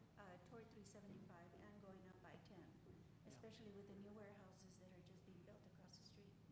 And not all those warehouses are open yet. We have minimal traffic right now, but we're gonna see more 18-wheelers coming down that road. can this be tabled until the city of El Paso votes on it? Yes? Cause that would, Is that an option? Inglewood lies within the city limits of El Paso. The intersection is within the city of Socorro, but the stretch,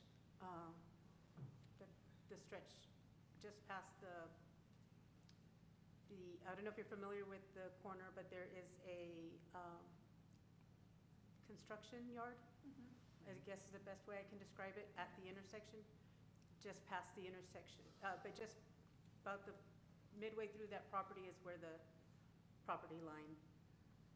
And we're just out of reach of the intersection, but that top portion in red is just south of the intersection. So the intersection itself is in the city limits. I would think that the city of El Paso would address the remaining part of Inglewood, and all their access points to their parcel is off of Inglewood, within the city limits of Socorro. We did have a meeting with everyone early on.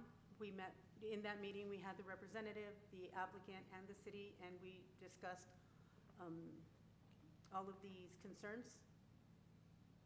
And that was expressed by the city, the condition of Inglewood, the zoning change that was approved in the city of El Paso, north of Inglewood, that traffic is restricted to North Loop.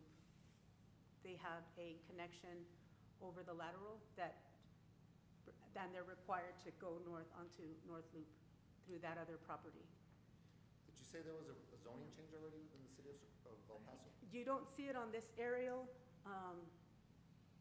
but there is, just at the intersection of Nevares and Inglewood, a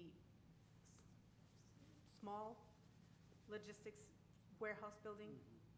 I don't know the square footage of that building, but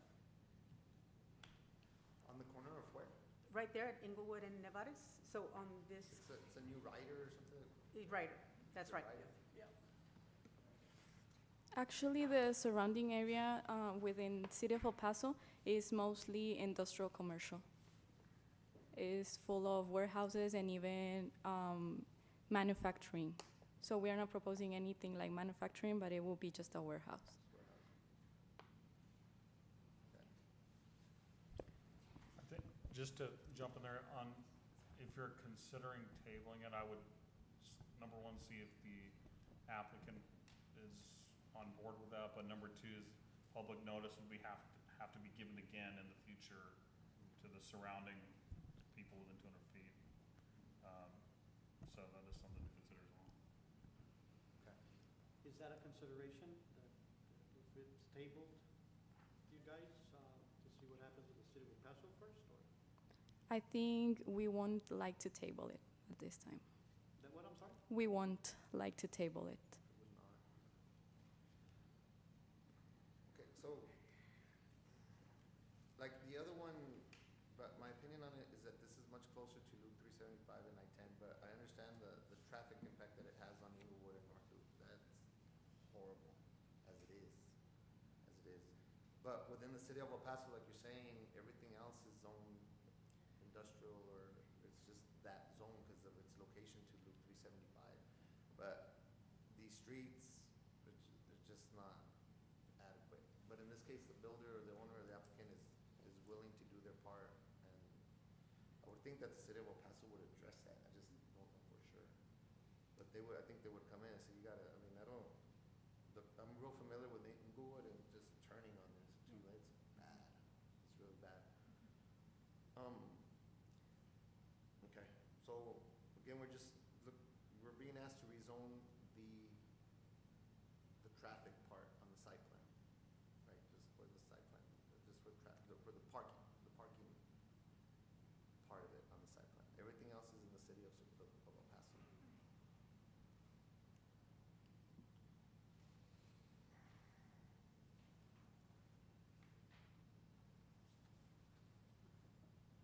Okay, is there anything else that staff can tell us for a reason for denial other than the parking? He's mentioned infrastructure, you're referring to the streets, such as Inglewood?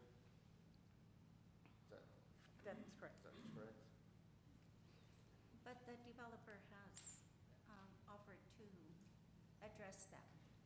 And so how can we make a motion to approve and with an exception in there to say that the developer has agreed to look at the infrastructure on Inglewood and make the necessary changes to accommodate the traffic that is going to come out of those warehouses? Actually, you said it pretty good, but I would just say the same thing. Yeah. She mentioned some language about the developer paying their proportionate share towards Right.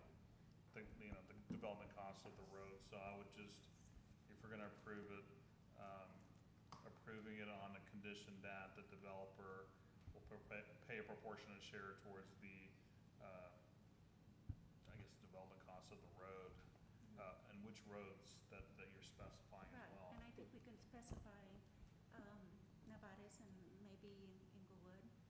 I mean, I think our thing is that we get stuck when we're at a dividing line between the city of El Paso and now the city of Socorro, and we've got the parking or we've got the pond area or whatever, okay?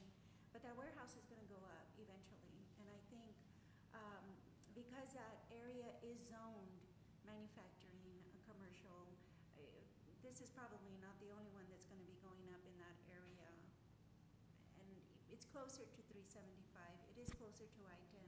But I think the city of Socorro at one point has to address that the infrastructure is great to have all these warehouses and for economics and everything, but we have to look at how do we maneuver the traffic in the mornings, because it's horrible. If you hit that road at 7 a.m., you're way back to almost Inglewood from 375, waiting for that traffic light to turn. And I think it's important that as commissioners, we address to city council that there has to be some kind of conditions with these warehouses that are popping up, because the city of Socorro doesn't have a good infrastructure. We don't have it. Okay. So I think that if the developer has agreed and we can make that condition, then I think that I'm good. Okay. I have another question. Sorry. Okay. Is there, on the portion of Inglewood that lies within the city of Socorro, would the city of Socorro be responsible to improve any part of Inglewood within the city of Socorro? And that intersection, like, I would think that the state of Texas would be responsible for the intersection, but they've already done work there, right? They've made it accessible for turning trucks there, and they set a light there already. But So- do you foresee the city of Socorro having to, and the first road that comes to mind is Rio Vista, right? Improvements are long and hard to come by, right? And so, do you foresee Socorro having to do any improvements on Inglewood at Socorro's cost? I do not believe that Inglewood is on the city's list of priorities for getting any immediate attention. You are right, North Loop does belong to TxDOT, so that would be the purview of TxDOT. This property rezoning that we are considering doesn't have any of the property on Inglewood being within the city limits. It's only that small stretch that's on Nevares, which they've said would not have any traffic onto it, even though the development plan did show an access road to Nevares.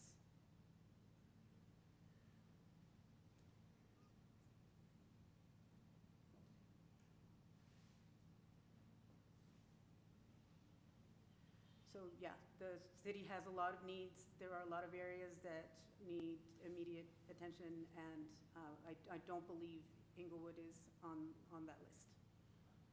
So like Inglewood, where the parcel runs parallel to Inglewood, that's where the frontage is at. I can see the applicant improving that part, right, so that their trucks can come in and out. But what about the rest of Inglewood, from their property line to North Loop? Right? The developer is willing to coordinate with the adjacent property owners to rehab the Inglewood up to North Loop. And he's okay with the condition of doing his proportionate share of Nevares Road and Inglewood Drive as well. Improvements. Mhm. Improvements. Yes. Okay, so the next, I guess the next one is, I have is the width there, are the easements there? How much wider can Inglewood, you know, how much wider can you go? Working with owners that are there, right? One of them's, I think, a trucking company, that's at the Rio parcel. And so I just don't know enough on the frontage. I mean, I understand what you're saying, but is that even possible to widen it? Can you go 4 lanes? Can you, what do? You just add sidewalks? Do you need sidewalks for an 18-wheeler, right? I mean, I just think it's just very, very narrow right there on Inglewood. And so I think we end up getting a big hickey, basically. I mean, if it goes through, trucks are coming out of Inglewood trying to go to North Loop. It's not developed, everybody's complaining, and life goes on. So I understand the reason for denial, but I'm trying to decide on what basis other than that part, and can we deny based on that, on the infrastructure? And then the other part I'm looking at is the majority of in fact, 100% of the structure itself is within the city limits of El Paso. Right? All we're being asked is to consider rezoning the agricultural portion to allow for the parking. So that part by itself is a simple, sounds simple to just say approve it, but in reality is you get how many square feet on the structure itself, more or less, roughly. I mean, you know, it's so many acres. You know, it's another warehouse. It's close to I-10 and 375, but the infrastructure isn't there. And so we're the residents. We're the ones that, I mean, I drive through that road and it takes a lot of patience and the whole thing, but There might be something else to clarify this, to the applicant. Is Inglewood Drive and a portion of Otto's Road, is that in the city of El Paso limits? Yes. Is that in the city of Socorro? All of this is in El Paso. Yes. This portion is So a in- portion of Nevares Road is within City of El Paso as well. And all of Inglewood Drive is in the city of El Paso as well? Yes. it's just a small portion of Inglewood, correct? And almost all of that runs in front of the Trujillo parcel. So, you know, I think technically on the legal side is that we don't have jurisdiction actually to mandate anything on the El Paso side anyway. Any of the roads that are in the city of El Paso, also the warehouses, as you noted, I mean, that, even if it's not something that is preferred, that's not something we can actually even have an opinion on because it's on that side. Anything that you actually stated that imposed anything would also not be, you know, enforceable anyway. So it's really like you mentioned, it's the back part of it, the parking lot and a little driveway and then a portion in Navarez Road, so. Yes, and again, we're just requesting rezoning for the portion that will be used for parking. Okay. And so I think that, let's say it's on our end and the city of Socorro gets approved, the city of El Paso looks at it, and they approve it, they get perhaps the owner, the applicant, right? They improve Inglewood, but to what point? Do they go all the way to North Loop? I think the city of El Paso will say, well, Socorro can take care of their own portion, right? And then what do we have to hold the applicant to get them to improve Inglewood all the way to North Loop? That part I don't know. What do we have? I mean, Yeah, I mean, that's the part that I've started thinking about where the road actually lays, and it's not really enforceable unless there's some kind of interlocal agreement between the city of Socorro and city of El Paso on that particular roadway. You know, I mean, the city of El Paso may put its own conditions anyway when it goes in front of them. Might be similar conditions, I don't know. So, but nothing we can really say is binding on them anyway. And as mentioned before, the developer is willing to coordinate with any adjacent property owners on the improvements to Inglewood. Have you reached out to them at this point? Yes, we have reached out to some of them. Do you know which parcels you've reached out to? It will be the parcel right next to, let me see if we have another map. Do you have another map? Because it's just the property right next to the proposed development, east.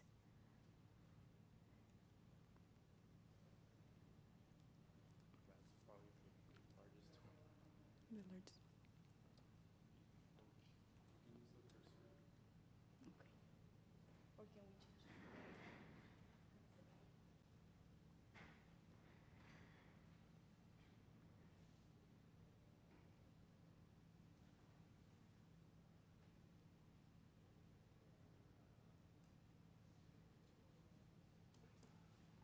So we have reached out to the property right here, and then to the property to the north. Okay. How about to the property owner closer to North Loop and Inglewood? I believe the developer is still coordinating with him. Okay.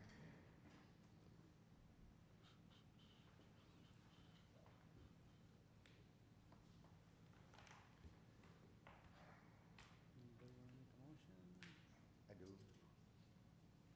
Well, I think that, I just don't know, I mean, I'm trying to understand what you're saying, I'm not completely clear yet, but even if we say or recommend that the developer needs to improve Inglewood on the Socorro portion, there's nothing that can be in place that can be enforced, is what you're saying? Right, yeah, if it's not in the city of Socorro, I mean, it's not, necessarily. That portion of Inglewood is within the city of Socorro, Sorry, but it doesn't that portion abut is- their property. That portion is within the city of Socorro, but it's not within the area that they're That they're developing. building on. It's not They- touching their it- property. It is on them, and they are trying to make an effort to improve access to North Loop by reaching out to all of those adjacent property owners, but that is an effort that they are taking on themselves.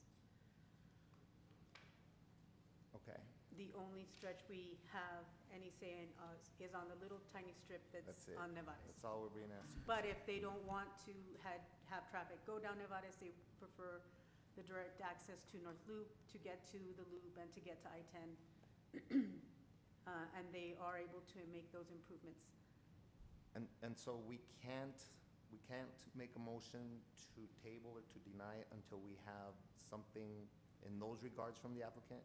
Like letters from the other property owners saying, yes, we donate the easement, or something more regarding the improvement of Inglewood? We can't make a motion until they present that, correct? We can't make a motion to deny or to table until they present more information.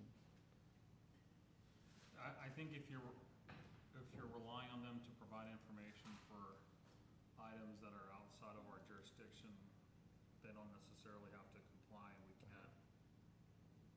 order it. I mean, it's just not in our jurisdiction. City of El Paso could, it will matter on that side. It gets a little bit more complicated because when you're asking them, if they can work out private agreements with the surrounding parcels, that's great, but when the city starts mandating that people turn over their portions of their property or allow an easement, you're getting into condemnation. That's a separate process. You have to follow certain steps. Their landowners entitled to certain rights. City of Socorro has been through that before on different road projects. And so, and then you have to pay them fair market value actually for what you're taking from them to build the road. So even widening a road, they're entitled to fair market value.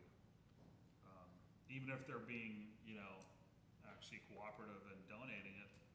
We did that on Nueva Tanks Road where actually all the neighbors in the end donated all the parts, but the city paid for it. So it wasn't free. So this one's just a little bit complicated because of the boundary line. If this was all in City of Socorro, then you would have that right to ask for certain things to go along with it. Or even deny a rezoning based on the buildings, but the buildings are on the other side of the boundary. That's not for approving a rezoning for a parking lot and an access road. But to the extent that the developer is agreeing to kick in their proportionate share towards, improving the roads, at least on the Socorro side, that is something that you can take them up on if they're offering that. But staff is recommending denial based on improvements or lack of. Yeah, I'll leave that to the staff side. No, I don't think we discussed what improvements were going to be made other than the, Or infrastructure. for the infrastructure. Infrastructure. Uh-huh. Then just, other than just the proportionate share.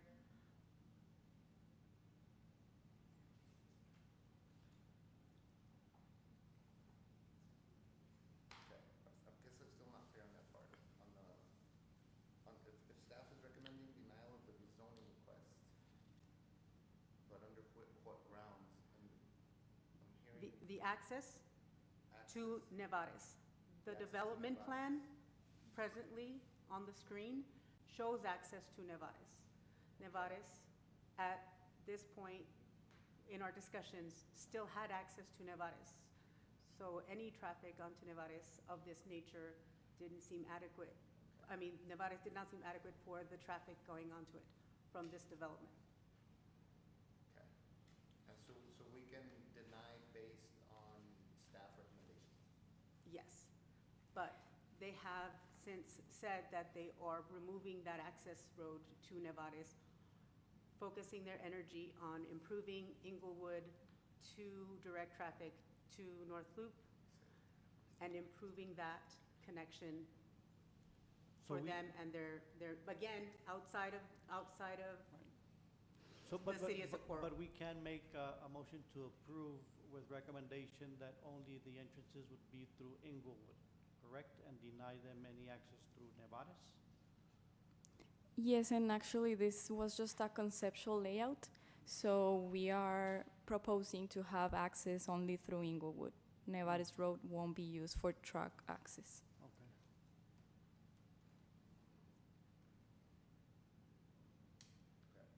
Okay. I think in the end, and I'll just restate it, but I think in the end, just the residents of Socorro, me being one of them, we all get affected with all the warehousing that's coming in.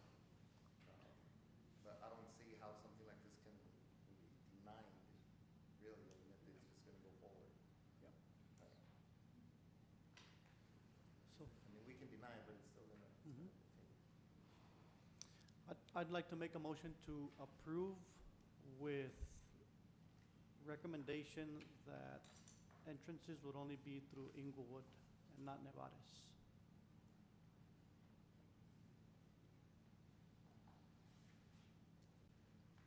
Do I have a second?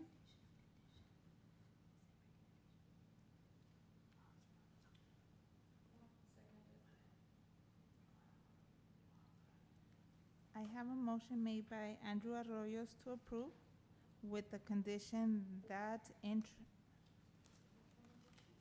with the recommendation that entrance will be in Inglewood, not on Nevares for trucking. And I'm sorry, and we cannot, we can't put anything as to, they would have to be enforced to say what they're gonna do, right, with putting their portion on Inglewood, because it's out of the city of Socorro, right? So it's just for the entrances. Right, yeah. Somebody access to Okay. property. So I think you could say as well that they will not, there won't be an exit on the, actually Socorro side of Nevares Road. So I think portion of it actually falls in the city of El Paso, if I'm not mistaken. So, okay, so Yes. with the recommendation of, both entrances, on Inglewood, nothing on Nevares. Okay, that let me try this one Okay. more time. I have a motion made by Andrew Arroyos to approve with the recommendation that both entrances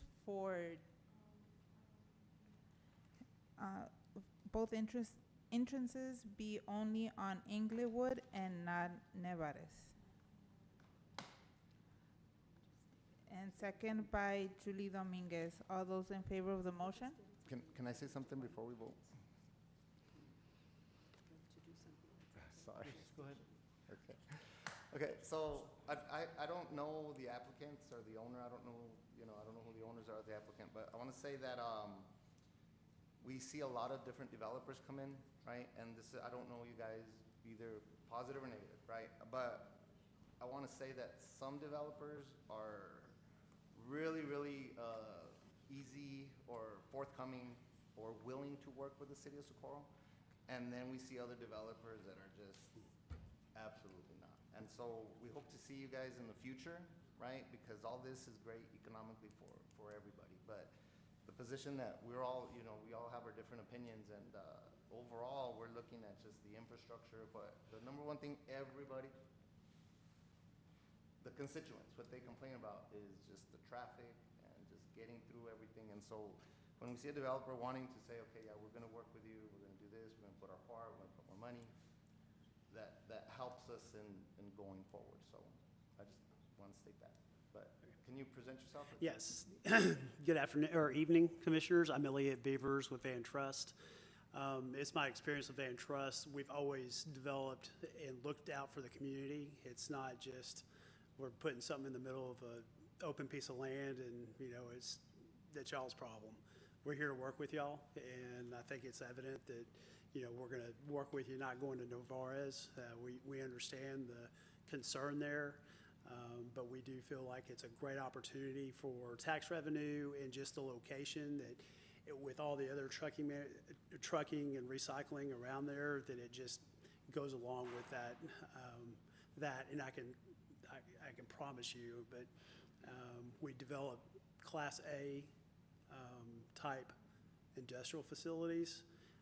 They're very nice, and we want to work with the community, and we appreciate being here and y'all allowing us to be here. Well, thank you. I appreciate it. Thank you. Thank you. I can go to sleep now. I can sleep good at night. Do I proceed with the same motion? Yes. Yes. Oh, Okay, thank you. Yes, all those in favor of the motion? Aye. Aye. Any nays? Any abstain? Motion carried. Now moving on to item 14, consider and take action on the approval of the proposed replat for Flor del Rio Replat B, being Lot 4, Block 2, Flor del Rio subdivision located at 11700 Flor Preciosa Lane, Socorro, Texas. Mr. Botello? Good evening, Mr. Chair and Commissioners. Jose Botello, planner with the City of Socorro. Item number 14 on the agenda is the Flor del Rio Replat B. And so some general information on this replat. The size of the property is 0.771 acres, which is about 33,606 square feet. The zoning designation for the property is R1, which is single-family residential. The property is currently vacant, and the future land use map listed this area as single-family residential. The summary of the request is for approval of a replat for Flor del Rio Replat B, and staff recommends approval of the replat for Flor del Rio Replat B. And so in the next slide, you'll see on the location map, you'll see where the property is situated, which is along Flor Preciosa Lane. The zoning map, the red area shows the property currently zoned R1. And followed by a couple of pictures taken from the property from Flor Preciosa Lane. And then you'll see an aerial image. The property, once again, is currently vacant. And so this is the original plat that where this property is situated, which is Flor del Rio subdivision. And so here's the preliminary plat for this replat. And then the final plat, and you can see that the purpose to replat is to split the current single lot into 3 3 lots. They are all compliant with the 10,000 square foot area requirements outlined in the code. And so the summary of the request is for approval of a replat for Flor del Rio replat B. And at this time, staff can answer any questions. We also have Mr. Efrain Gutierrez, the applicant, here as well to answer any questions.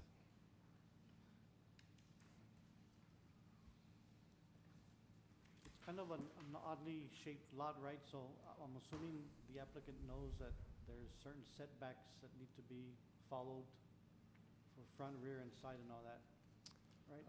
Yes, sir, correct. So, well, you can't see him here, but there is sufficient space to establish a single-family home in each lot.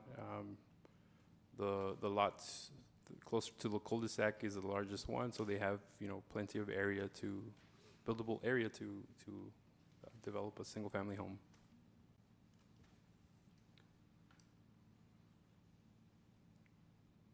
I don't have any questions.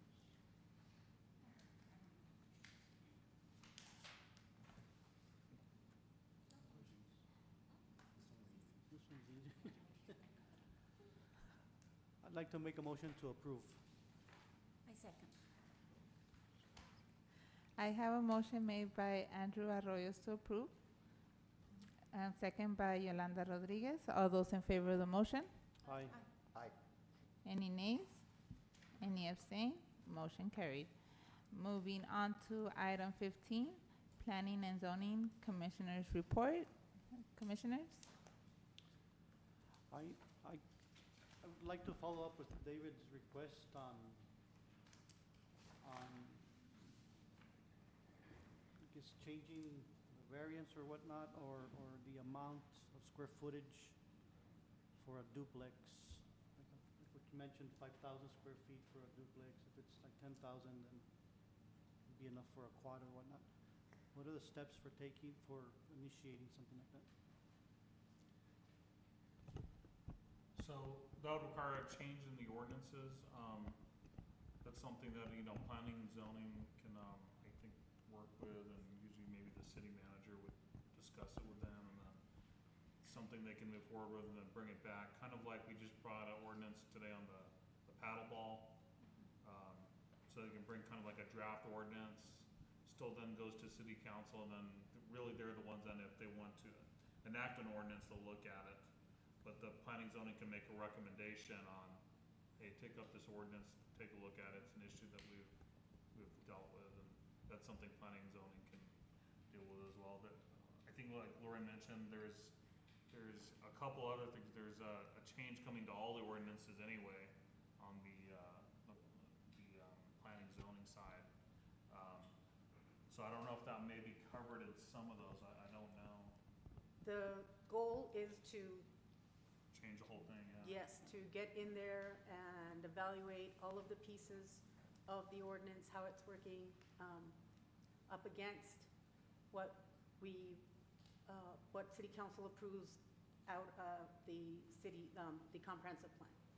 So there's opportunities to have all of those discussions going on right now. Do we want to make this little change because it's important and worth us moving on before we complete those discussions? That's something for us to consider and take as your recommendation to the city manager, to city council. And of course, it can be different, right, to where an existing subdivision like the one that we saw earlier, with homes that have been there for over 40, 50 years or whatnot, that are smaller lots. Yeah. And then they could be different from a brand-new subdivision that's 50 acres or whatnot, right? Right, yeah, I mean, that's part of it, why it comes to planning zoning, is that there is some discretion involved by the commissioners, by you guys to determine. Because you're right, I mean, now I'm thinking if there's like a brand new development of all brand new homes, and then somebody wants to put a duplex in there, even though it may meet those minimum standards, it may not fit the new character of the neighborhood. I think that particular matter, because there's vacant lots, is a different question as well. So, yeah, I mean, it's meant to give a lot of discretion, that's why the planning zoning, then it's your call then on, what to allow. But yeah, I mean, I think the planning zoning department and the city can look at maybe some minimum standards on if you're considering a rezoning and another duplex, something to look at. I just know that because they're working on putting that unified code, and it's an outside, I don't know if it's an architecture firm or engineering firm, or there's an outside vendor that's putting Yes. that together. So the city of Socorro has actually already paid somebody to go through, look at all the ordinances and fix them. So they're in that process right now. We're in the process of finalizing the contract and scope of Oh, work, okay. so that should begin shortly, if So all goes well. So maybe that they can add that to their agenda item, then when they're But- rewriting it, that they look at that. But if it's something pressing that we need to tackle right away, that's also an option, Like the racquetball or. yeah. Might decide to open up the pickleball court somewhere else. Okay, so, I mean, yeah, thank you, Andy. I mean, we would like to go forward, but what do we Yes, do? It's done. it's in my hands now. It's in your hands. Got it. Okay. Does it need to come back as an agenda item for discussion? Yes, for it zoning? will. Yeah. I will, and then So for that a we can formal just rec, have further discussion and try to look at, like you're saying, look. What, how, Just the to language. discuss more, yeah. Mhm. Okay, so we'll see it on a future agenda item. Yes. Cool. Thank you. Thank you. I don't have anything. Thank you, Commissioners. Moving on to item 16, Planning and Zoning Department Report. Mrs. Camilo? Thank you, Yadira. The big item for this Planning and Zoning Department is our comprehensive plan. The consultants are hoping to have a final to City Council by July. Their next meeting with the community will be June 16th, and presenting to Planning and Zoning Commission the second meeting in June with their recommendations and for your consideration for, then recommending that to City Council. If there's still efforts that need to be put into it, we can work with the consultants to put that together, but hopefully we can all be engaged in the community meeting and look at all of the information that the consultants can provide for us ahead of our planning and zoning meeting. So we can discuss, and if we need to elaborate on some certain things, we can definitely look at what they are proposing for the land uses for residential, the land uses for where they're recommending, the warehousing and logistics centers, because those are still coming. Whether however we want to write them into and address the issues in the code. I think, Lorenzo, also add to it, this is your report, but for the benefit of the audience here that was here on the rezoning item, so they understand what's the next step after this, that it goes now to City Council, right? Yes, it'll be, for the zoning case, it'll be introduced on the 6th of June, and then public hearing on June 20th. Okay, so the They audience will have another understands. opportunity to speak and present, as they did at when we last heard the case, that the June 20th meeting should all, So should June- nothing come up. So June 6th and June 20th? They don't have to come June 6th because it's an ordinance and it gets introduced June 6th. The public hearing is the 20th, and that's when the public is invited to speak on the matter, and when June 20th. City Council will take final action.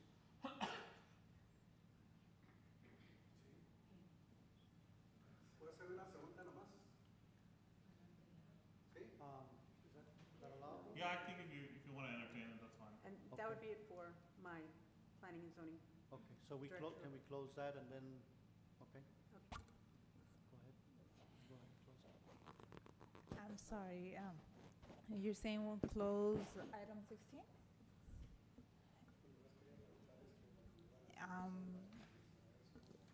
So do we vote to close, Yeah, it's just closed on its own. We can actually have planning and zoning department talk to them afterwards, yeah, that's